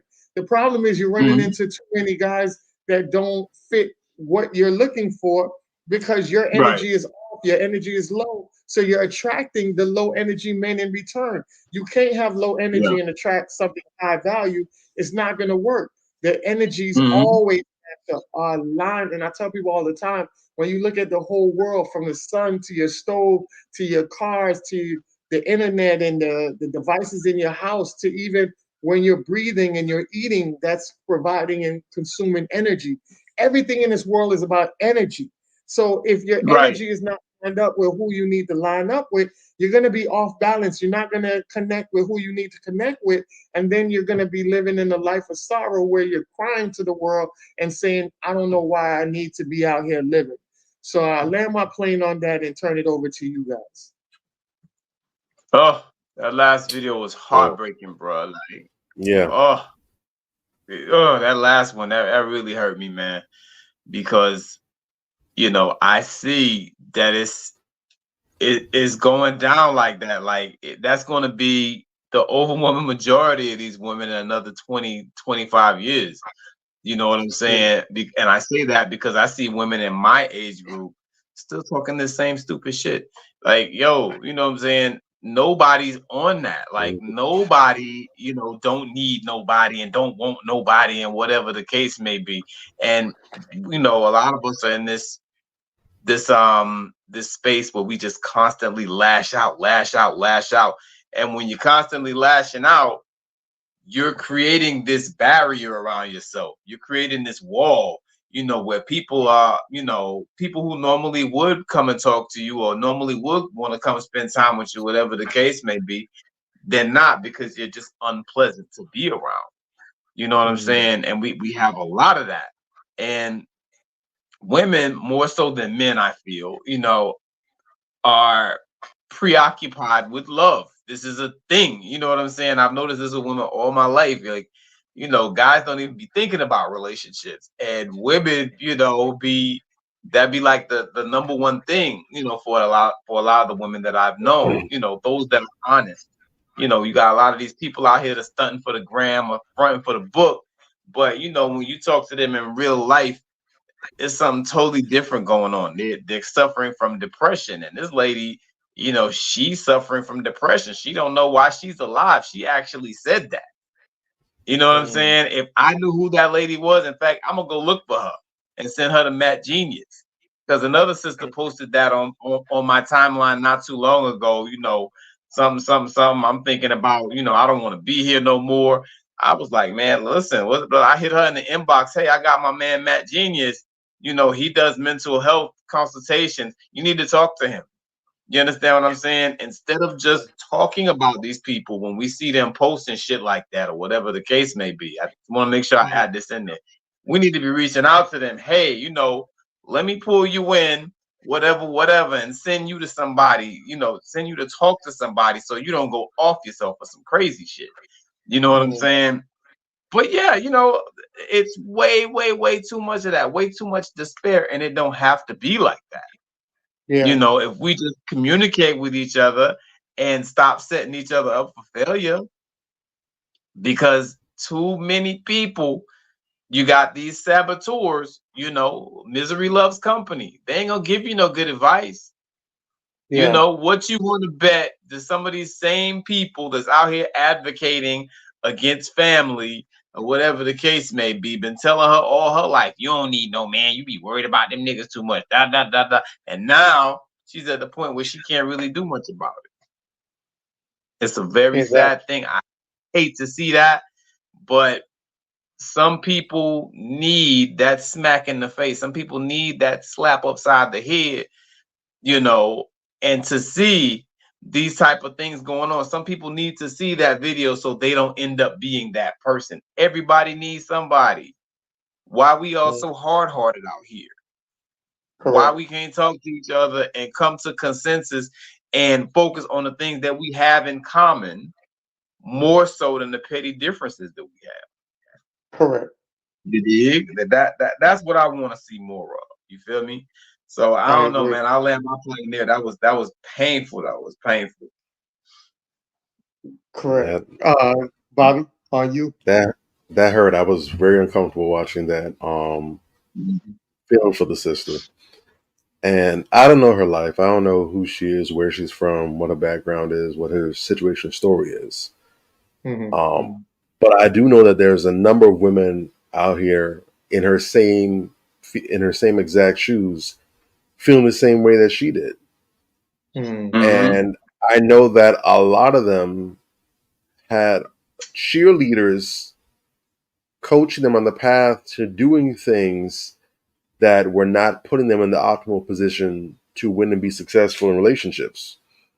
This whole perfect example is that Bird from earlier talk about, I see this sister, she's strong, she's fearless, she's out here, she's not afraid to eat by herself. I see that kind of nonsense, and that leads you to outcomes like this. If you want to hear more sad stories about people feeling just like that or in that situation, talk to any CNA that's been on the job for several years. Nothing is more heartbreaking to hear them talk about how they have these older patients that are there, no one's there. no family, or in some cases they have family because of the way they've been towards their children, significant others, or other relatives. No one wants to be around them, so they basically offloaded them here. They can no longer be on their own, take care of themselves anymore. And in most of those circumstances, it's self-inflicted gunshot wounds. They went full Plaxico Burress. They pulled out the piece and shot themselves dead in the leg. It didn't have to be that way. And what people don't understand, and when they do understand it, it tends to not be in the most important ways. This is one of them. We only have one life. All right? This is the video game. There's not a green mushroom you can pick up. There's not a little bonus life or man that you can get where you jump off a cliff and you get restarted at the save point. You don't get that shit, man. Nah, bro. All right. That's all. So we're supposed to make calculator risk, but for the most part, you got to play it smart. If you screw up, sometimes that's it. You know, and I'm always telling people you got to choose your mistakes wisely, because some you can walk back, some it's going to take a little longer for you to make good on, and some you can never undo. And the worst part is, and it's one thing to make a crucial real big mistake on something that you can't walk back. That's one thing. And those are sad. But you know what's really sad, what's really pathetic? It's the mistakes that you make day in, day out, nonstop. You keep on making the same bad choice over and over and over and over again. And when it finally hits you, damn, I don't like this outcome. It's too late. And you can't even say it's because you messed up, or if you had just had a second chance, you'd have got it right the first time, like some people would have. When you make a constant decision to not be accountable to yourself, right, to not dwell in reality, to listen to poor advice, to have that sort of defiant middle finger to the world type of attitude or whatever, and it comes back, damn, I wish I did differently. That's 1,001 opportunities you had to get a different outcome. Correct. And you literally pissed every last one away. You know, we have to do a much better job of really identifying and handling the enemy that's inside of us. Because some of us, we're our own biggest enemy. It's funny you mentioned those examples, because I actually saw, in passing, I had a Facebook friend, a Facebook acquaintance. I saw there was a birthday, and I just randomly went, say happy birthday and look through their page or whatever. Okay, I haven't seen this person in a while. I haven't seen heads or tails. Because even if I don't talk to my people, there's still some level of connection. So I do like to see people doing well, even if I don't know them, even if we're not that close. I like to see people doing well. I'm not a hater like that. I'm like, I hope she's doing okay. And since the early 30s, and I just happened to scroll through because it's been a while since they looked at the page. And I saw a post that just made me tilt my head to the side and just shake my head because it's on that same wavelength. And it said, watching videos and all of a sudden, random memory recovered. Remembering how my affinity for street niggas when I was in my early 20s could have gotten me locked up numerous times. If I had to redo this life, I would ask for a personal supervisor, because why? I clearly need a supervision, Lord. And she's not alone. There's people, that's a whole other show. Women like to say all the time, that's not all of us. That's not true. It's not all, but this is far too many women with the same shared testimony. It's crazy. It's far too many. Yeah, we need to do that show. We gonna have to get into that, man. We need to save some sisters for themselves.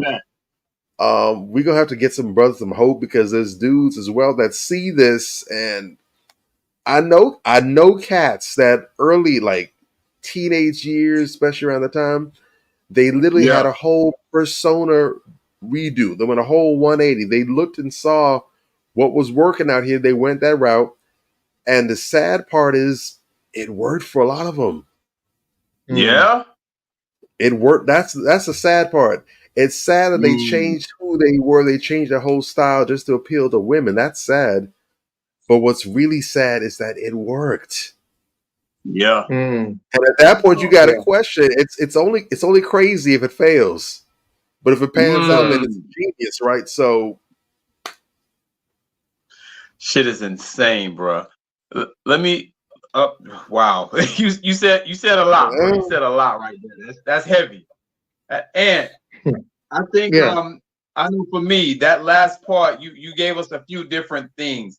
And the last part caught me so much, I didn't get a chance to address the one right before it. The one before it with the sister, the post. Can you bring that back real quick? I'm not gonna spend a lot of time on it. I just want to make sure. Which one that was? The sister, she posted some real toxic stuff. I mean, it was a paragraph and like everything in it was toxic. The one right before the older lady. You talking about when she talked about this? This one. This one? Man, brothers, when you see a woman who talks like this, run fast and run far. Bruh, good guys are boring for us when we're still fresh. They're not entertaining and mentally challenging. See, this is the thing. When you see someone this severely damaged, good guys are only good to be stepfathers after the hoe phase. After tiredness of running with guys who make us wet, good guys are for stability. After the prime of a woman.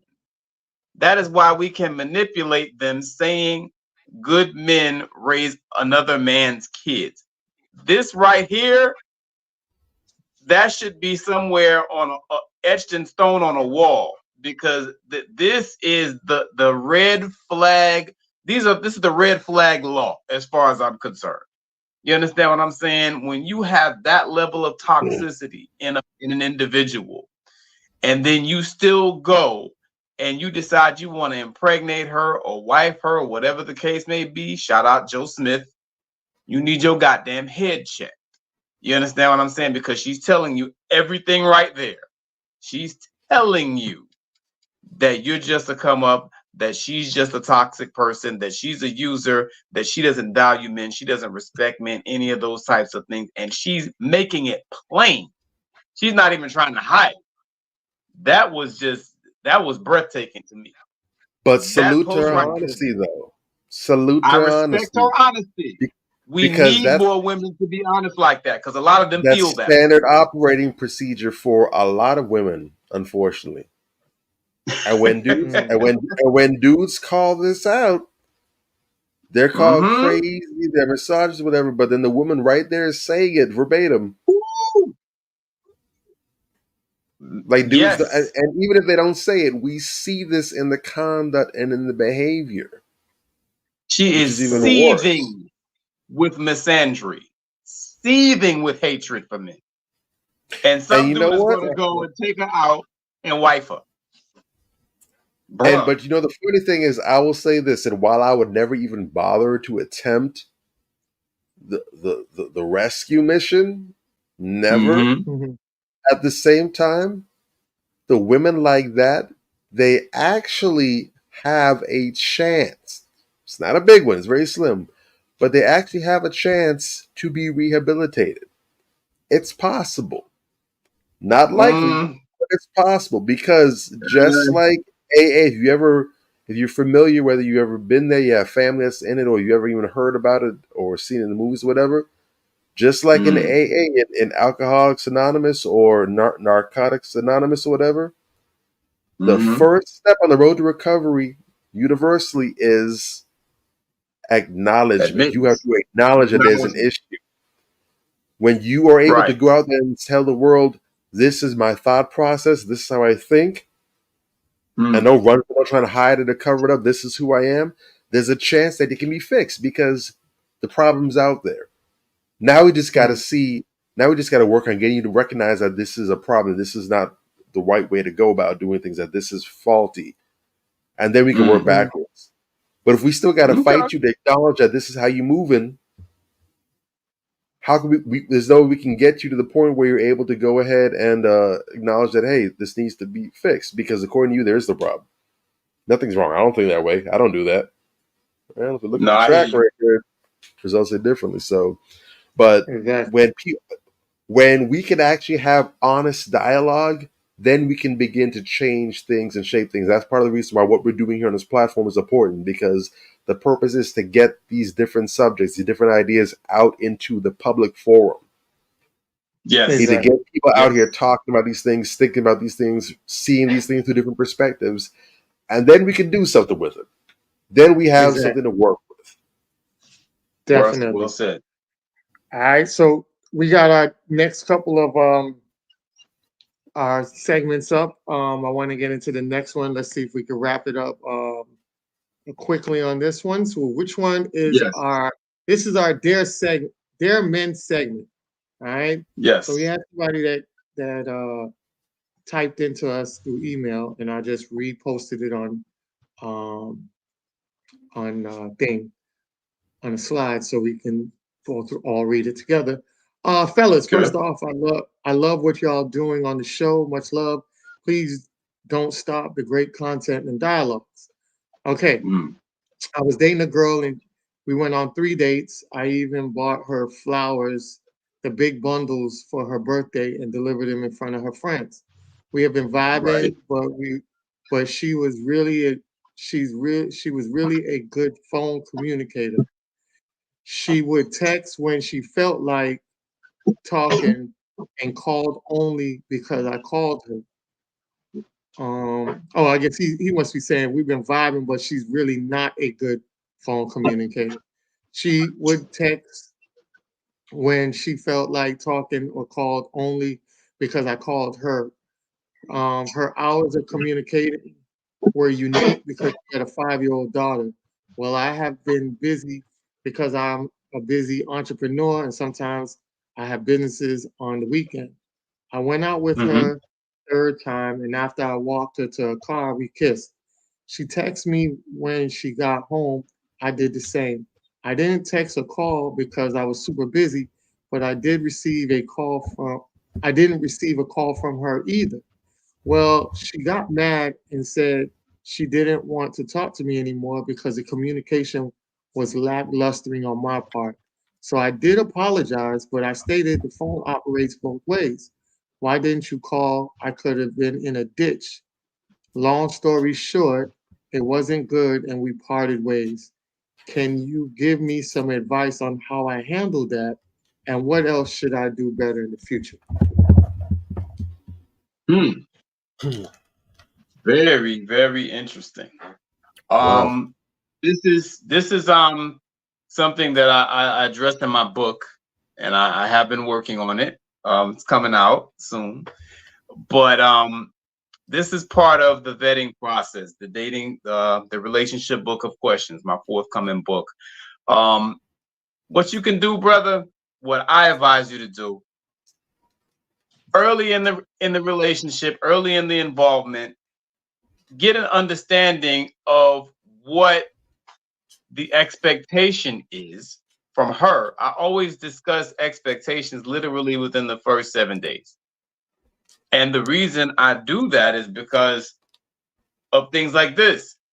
She got mad for whatever reason, and she didn't want to talk no more because she says communication was poor on his part, but you never asked what the expectation of communication was. And I think that that's very important, just to have conversations. Hey, when you're talking to somebody, how much do you expect them to, what is a good amount of talking for you? Are you a person who needs to talk every day? Is it every other day? Is it twice a week? What's good for you? How long, do you expect to be talking to someone before you go on a first date, whatever the case may be? You ask these type of questions and that'll help you to be better informed as to what this person's idea of acceptable communication practices are. You understand what I'm saying? Now, once they're still not, the dictator or nothing. It's not all encompassing, because you might hear what their idea of communication is, and how often or whatever, and it might not go well with what you're doing. You have your own thing going on. You're an entrepreneur, whatever. She also has a kid, and you're saying that made things difficult for her to communicate. So you both have something in your lives that occupies a lot of your time that may cause you not to be able to communicate as frequently as other people. You gotta make sure you talk about that early and put it out there. Hey, you know, blah, blah, blah. So when is the best time to call you? You know, that might be another thing, you know, just something as simple as that. When is the best time to call you? When are you normally free? However, at the same time, you're absolutely right. The phone does work both ways. And I think that's kind of a red flag because, you know, you said she got upset behind that. That's not anything you should be getting upset about. You know what I'm saying? You can make, you know, hey, you know, I'd like to talk to you more. And then, you know, the person comes to you and talk to you about it. And then y'all make a plan for y'all to be able to talk more, right? That would be a much more mature way of approaching things to me. That also seems like a bit of a red flag. You know what I'm saying? So I don't think that you necessarily did anything wrong or bad per se, but early on, you know, I try to get an understanding of where a person's head is, what their expectations are, and if where their expectations are aligned with what my expectations are, and if it's a match and if it works. You know what I'm saying? And just try to work from there going forward. Do it early because you want to avoid wasting your time and hers. You know what I'm saying? And when you see I think it's a good thing. It sounds like, you know, that this person went on their way or whatever the case may be, because someone who gets mad over something that petty, in my view, you know what I'm saying? They weren't able to talk to you enough. Well, okay, talk to me about that and we'll make a plan and we'll work out a way where we could talk more if you're mature enough to do that. But she didn't do that. She got upset. I think you might have dodged a bullet there, bro. That's my 2 cents. Yeah. Okay. I definitely agree with that. I definitely feel like he dodged a bullet, and it was for the best that things didn't go any further. Her response might have been warranted, or would have made more sense if this was maybe a first date or something. Communication wasn't, you know, really good or established early or what have you, or we had a history of blowing her off or whatever. Okay. But they've been talking for a considerable amount of time, made a lot of headway. They're to the point now where they're friends, you know, about each other. He's, you know, giving her flowers and such, you know, making these sort of gestures publicly in front of her friends and everything. So this is relatively established. And yet and still, one simple time he didn't call her back right away when he got back. He got tied up and locked into something, which happens. But like he said, anything could have happened. He could have been in a ditch. He could have been in ICU. Saying. A good friend of mine, she had an issue where someone that she cared about was on the way to work and didn't hit her up later on, and she knew something was wrong because that wasn't the norm for them. Come to find out that her suspicions were correct, and he ended up losing his life in a car accident.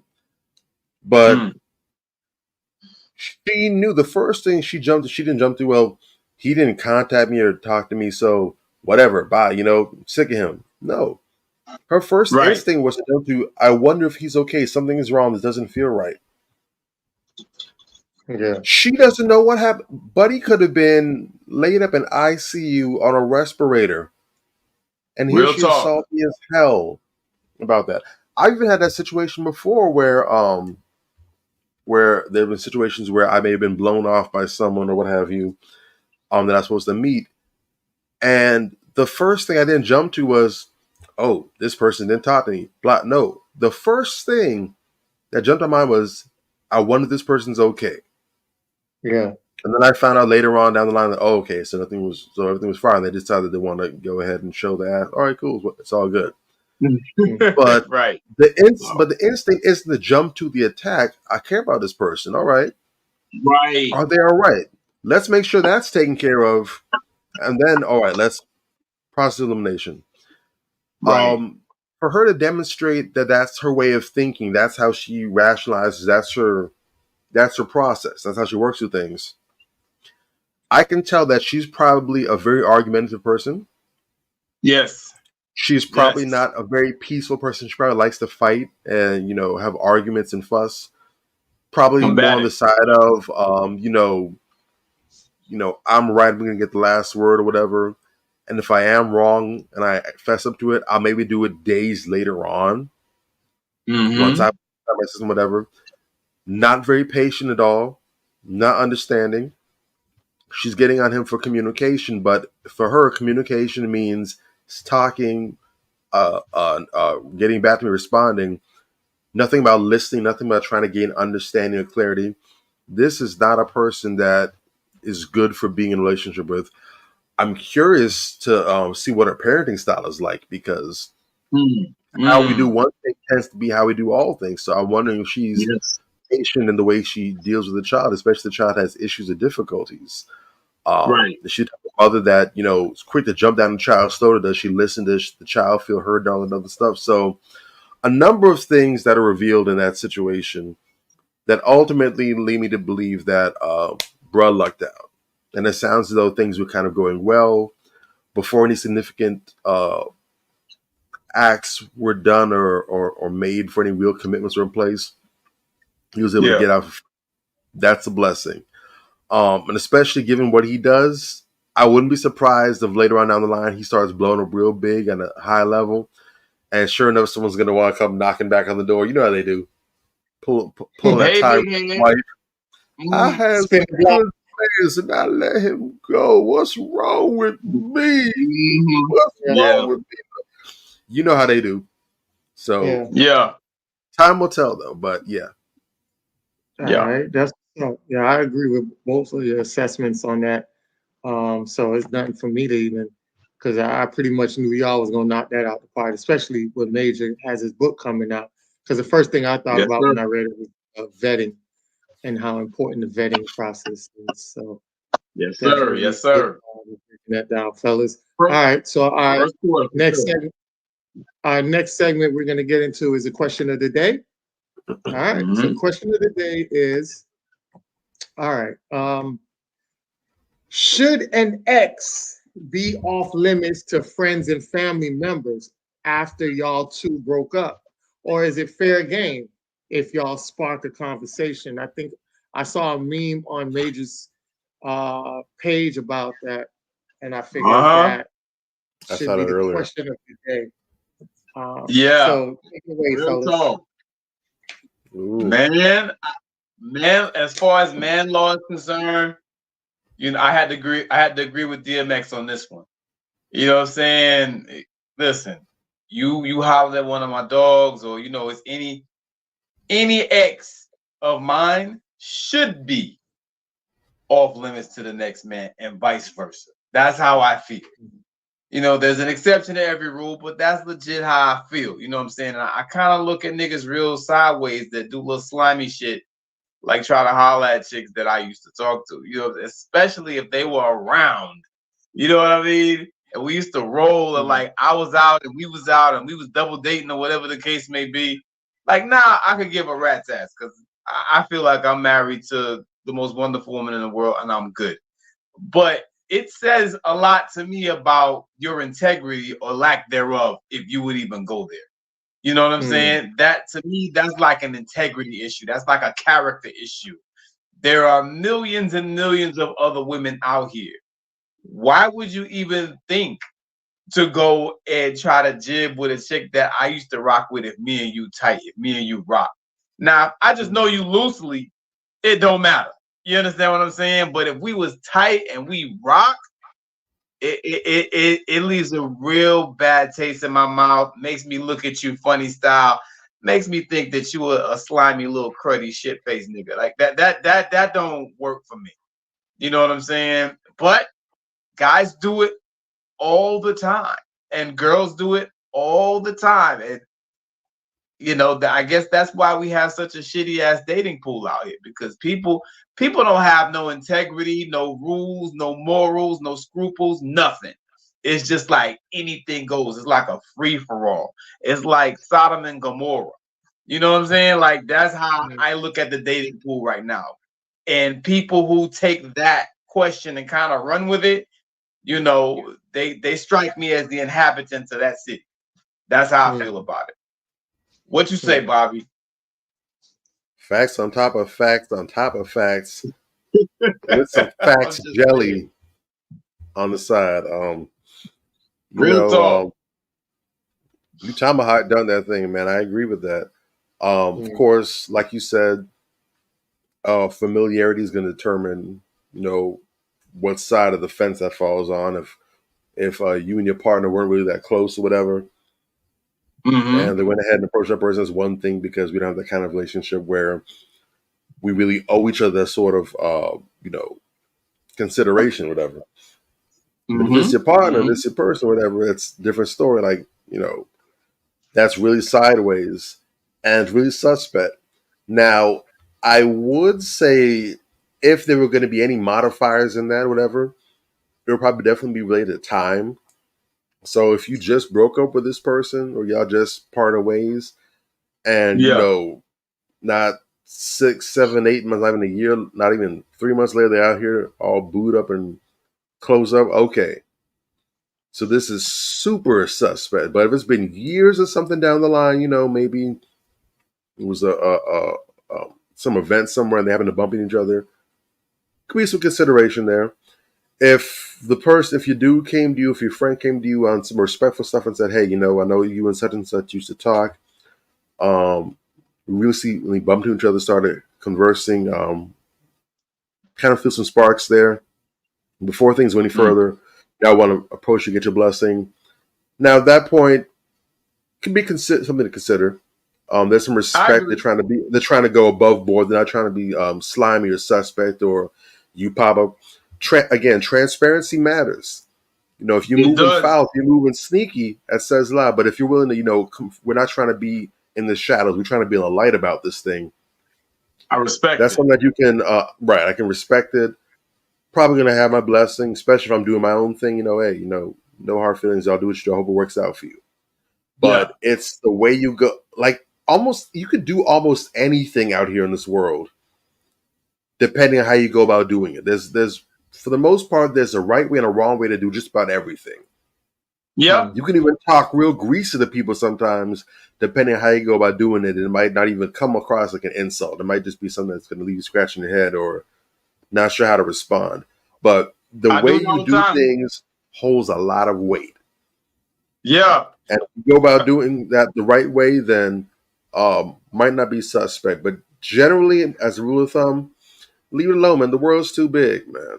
You know, so many people out here. Go find something else somewhere else. Get out, touch some grass, meet new people. Maybe that's the problem. Maybe you don't go out and meet and bump into enough people, so you seeing the people around you as the only people in the pool. Real talk. Exactly. Well said. I agree. I agree with both of you guys saying. To me, 6 billion. I always talk about this all the time. It's over 6 billion people in the world. Half of that being women. There's so much women out there to explore, to meet. For you to deal with somebody that your friend dealt with, and apparently it wasn't a good connection in the first place. So there is some underlying issues with them off rip. For you to go in there and go get the same damn problems as well. I've never seen too many of those situations work out in a favor for some to go from negative to positive. Is normally negative, which runs into the same thing as one man's trash is another man's trash, right? It's not always a treasure for somebody else. You know, it don't matter how many hands trash been passed in, it's getting passed around with trash in it. So go find your own. You are a unique person. You don't vibe the same way your homeboy vibes. Y'all don't link up the same way. So you would have to find a woman that you are more compatible with, not somebody who's more compatible with your homeboy. So it's always the most likely a sexual thing. And we got to get away from being so sexual all the time, because sometimes when we leave with sex, we end up fucking our lives up because that condom breaks, and now you have a child by a woman who's been with your boy, who probably, you know, decorated her face as if it was a birthday cake, and now that's your child's mother, and now you don't want to deal with that child Hey, and the yo. child's mother, and now you have created a dysfunctional household. So yeah, stay away from those situations. It's not something that looks good. It's not going to look good for you, and it's going to be in the worst state, and leave you your mental really messed up, thinking about that day in, day out, that your child's mother also was your homeboy's sex slave. So don't do that. It never works out. Real talk. So we're gonna get into our next segment, which is, I think, Major, you had sent me the list last week, right? Yeah. I think you did send me the list. I think you sent it to my phone, right? I did. I'm trying to see what. I don't think I seen it on. Was it the phone or in the group I sent chat? it on the phone. It was on the phone. I'm trying to figure out what was it under your other number, or was it your regular? No. It was on. It should be under my regular number, I think. But it's all good if you don't see it there. Did you see anything on the? No. I got it. Yeah. All right. So we're gonna go into our next segment that we're gonna run through real quick. Speed round. So our hell yeah, hell nah segment. Let's go. Let's get it. All right. Let's get it. All right. The Breakfast Club. Hell yeah, hell no. Gosh, I'm on the fence with that one. I'll go with the yeah now, because they have so many great, but they've been really going backwards. So I'll go with hell yeah. Hell no. I'll go with more misses than hits for me. Yeah, it is. Fair enough. Daniel Kula. Daniel Kaluuya. Kaluuya? Yes. Kaluuya. Yeah. Yes. Hell yeah. That's my guy. I definitely mess with him. Yes. One of the best actors out right now. Yes. Yeah, especially with the Fred Hampton joint he did. Yes, definitely. Oh man. Powerful. Lena Waithe. Nah, I ain't fucking with Lena. Hell no. Hell no. With a capital hell. Nah. It's a nah. All right, Travis Kelce. Hell yeah. Hell yeah. Hell yeah. Yeah, man. All right, Fat Joe. He said, oh, you're not messing with Kelce? He ain't on my fantasy team. He ain't my real team. Hell no. He the opposites. All right. Fat Joe. Hell yeah, hell no. No. Hell no. Hell no. Fat no. Stop telling that lie about Latino was creating hip hop with black folks 50-50. Stop telling that lie, Joe. Stop. All right. I know. Garbage human being. Kamala Harris. Hell yeah, hell no. No. Hell no. Hell no. No. Don't ask me no question like that. Jodie Foster Smith.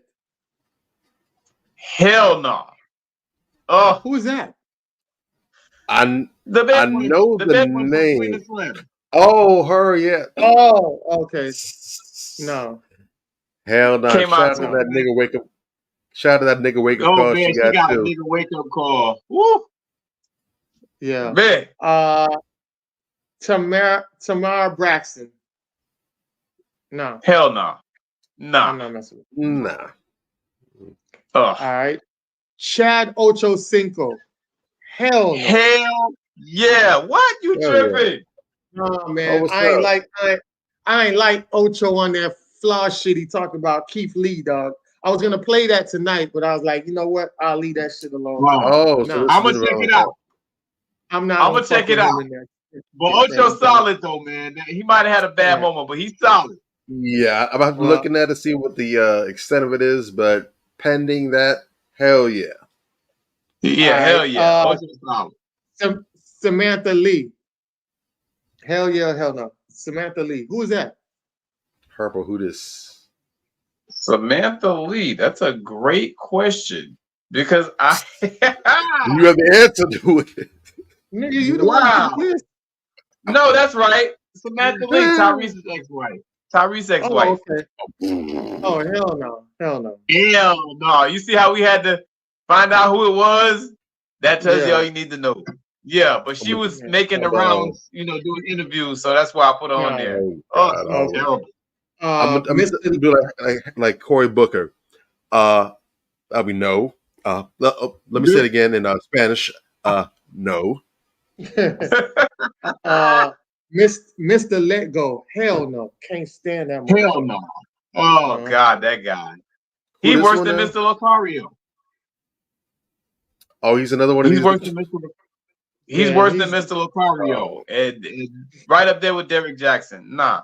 Yeah. Nah, bro. I'm gonna say hell no, because I never even heard of the dude. So whatever you doing, it ain't working. You've seen him, you just don't know his name. That's even worse. He got like a little ball kind of head, small beady eyes, and his teeth look like they're porcelain teeth. Like look like he got porcelain teeth. He like nerdy dude like some nerdy dude who felt like he got a podcast and just. So what like you're saying is he looked like a Pez dispenser. Yeah. He with looks some like big a ass cake. chiclet teeth. Yeah, Mr. Let Go needs to let it go. Then sit your ass down. He grew his fame off. He grew his fame off of Clubhouse. So that just lets you know where he's from. Last but not least, the list. The list. Yeah. Hell no, bro. I just can't, man. It's so low. It's so low energy. Low vibrational, low IQ, toilet water, feces contaminated piece of nonsense. Ass crack. TFOH. Nah. Nah. Get out of here. So that concludes our segment of Hell Yeah, Hell Nah. And our last segment of the day is Crown Check.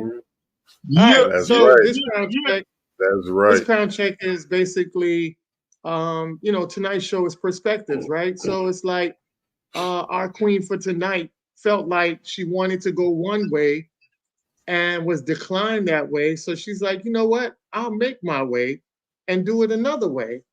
And our queen check for tonight is this lady right here. And who is she? Yeah, I know her. She is Sibongile Sambo. Sibongile Sambo. So, okay, you're African, so you would know that. All right, so say it one more time. Say it one more time. Sibongile Sambo. Sibongile Sambo. Sibongile Sambo. All right. So she was born in 1974 in Bushridge, is a South African airline executive. She founded SRS Aviation. Sambo was named on the 20th Young Power Women in Africa 2013 list.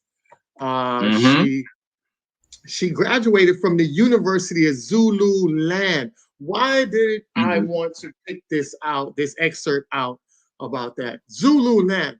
When you look at Zulu, remember where Zulu came from. The iconic Shaka Zulu, the warriors, the innovators, the people that was like took no for an answer. Shaka Zulu, the Zulu tribe, it's very iconic. So it just goes form-fitting with who she was, because she didn't take no for an answer. So she stood up and created her own way and was like, okay, you're not going to accept me as a flight attendant? All right, then I'll go out here and get my own aviation. All right. So Sambo was not able to become a flight attendant with South Africa Airways. I think it was because of her height, if I'm not mistaken. In 2004, she won a South African government contract. She founded SR Aviation, which offers jet and helicopter rental services, air cargo charter, tourist transfer, General Air Security, Medical Evaluation and Aerial Services. SR Aviation is the first Black female-owned aviation company in South Africa.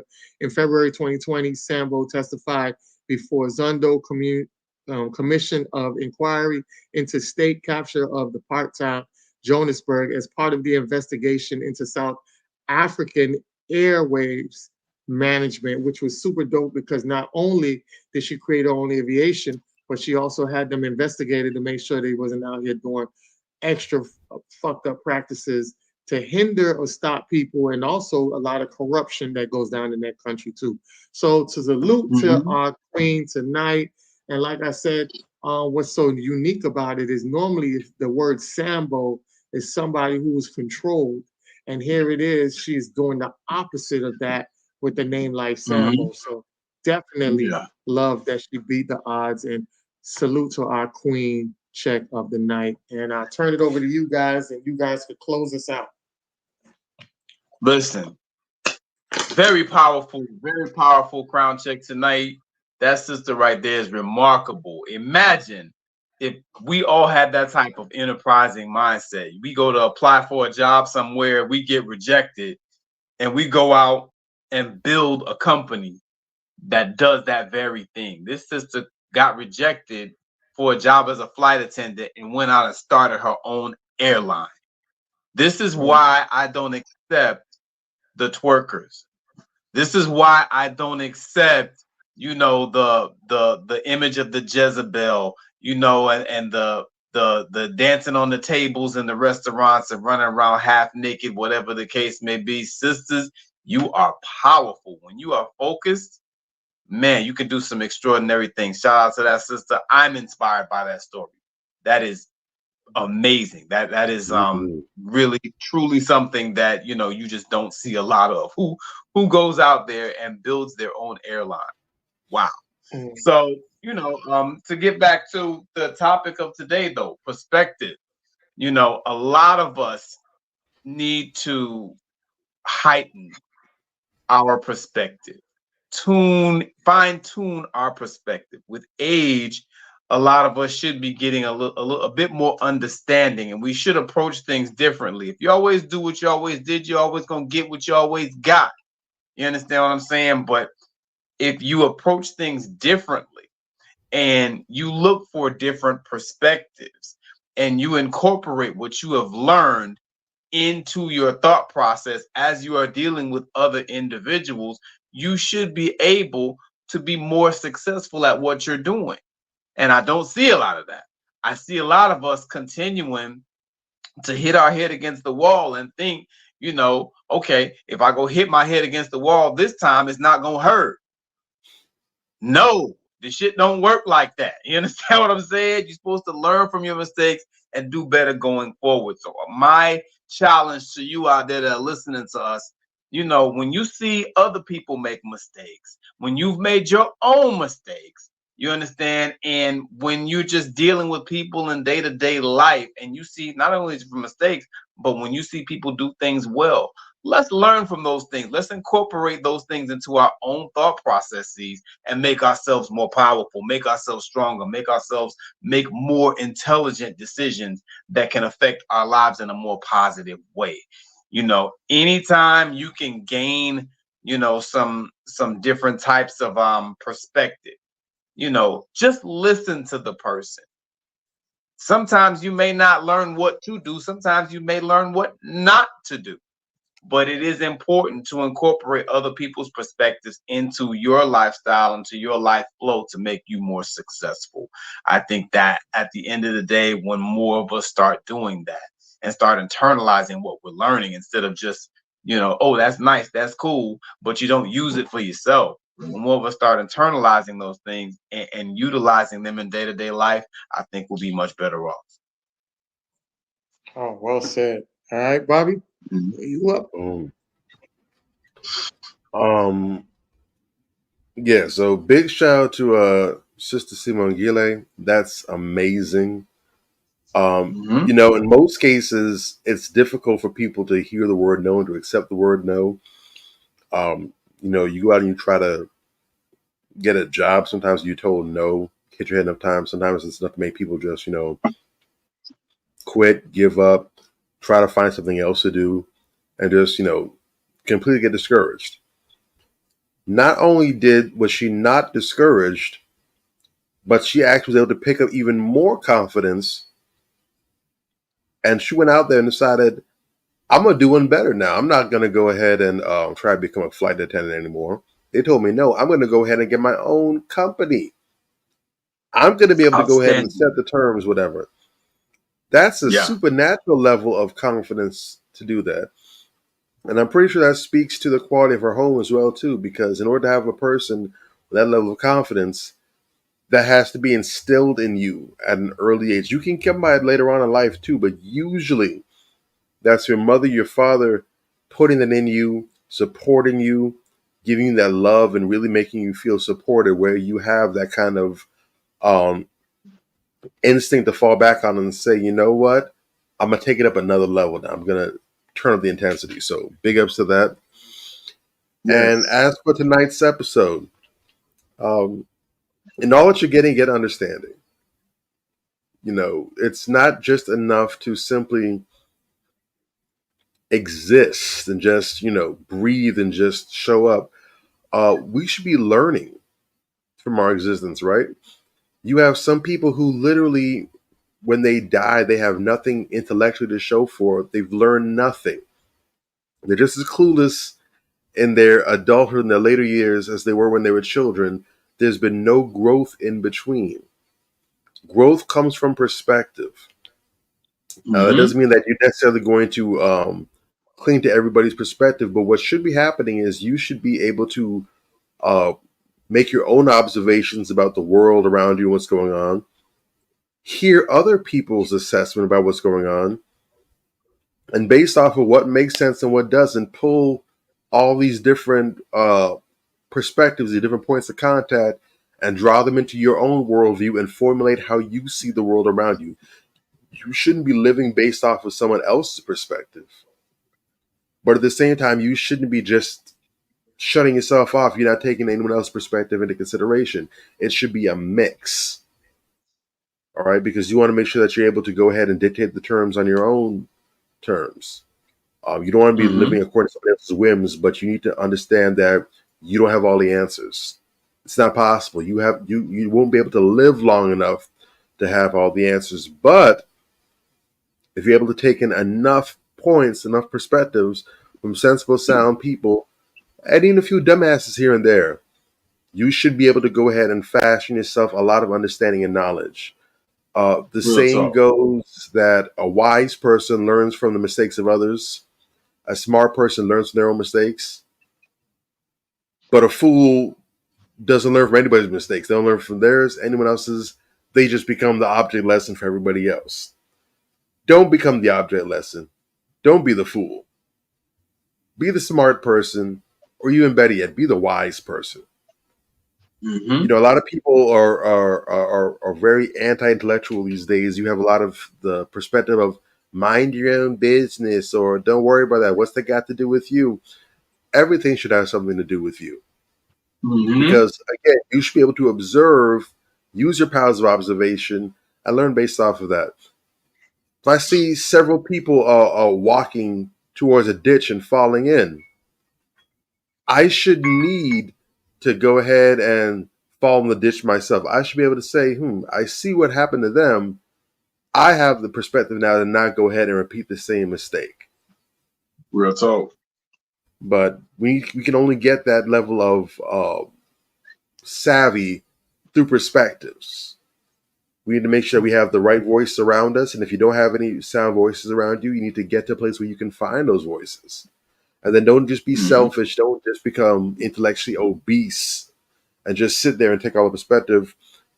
Go ahead, remember how it was when you didn't have that perspective, and now go ahead and be that source for other people. So you're paying it forward. So now we're multiplying the people with sound minds, with sound insight, with wisdom out here. So we can kind of counteract all this nonsense that's going on.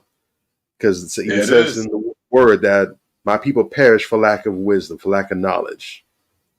Go ahead and reverse some of the damage that's being done. Catch you on the flip side.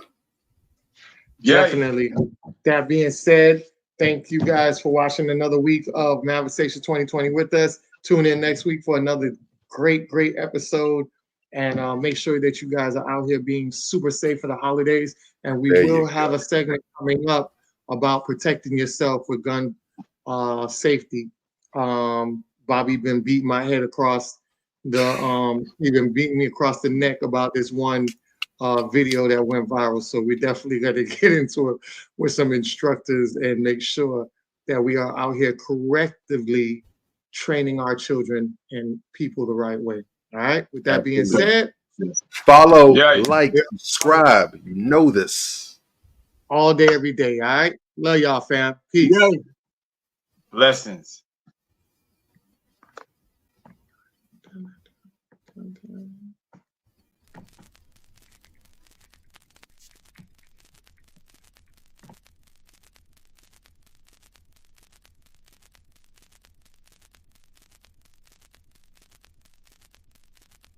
On the album, we do things like songs that are a little, what we call sexy. You can see from the title, it's more of a love album.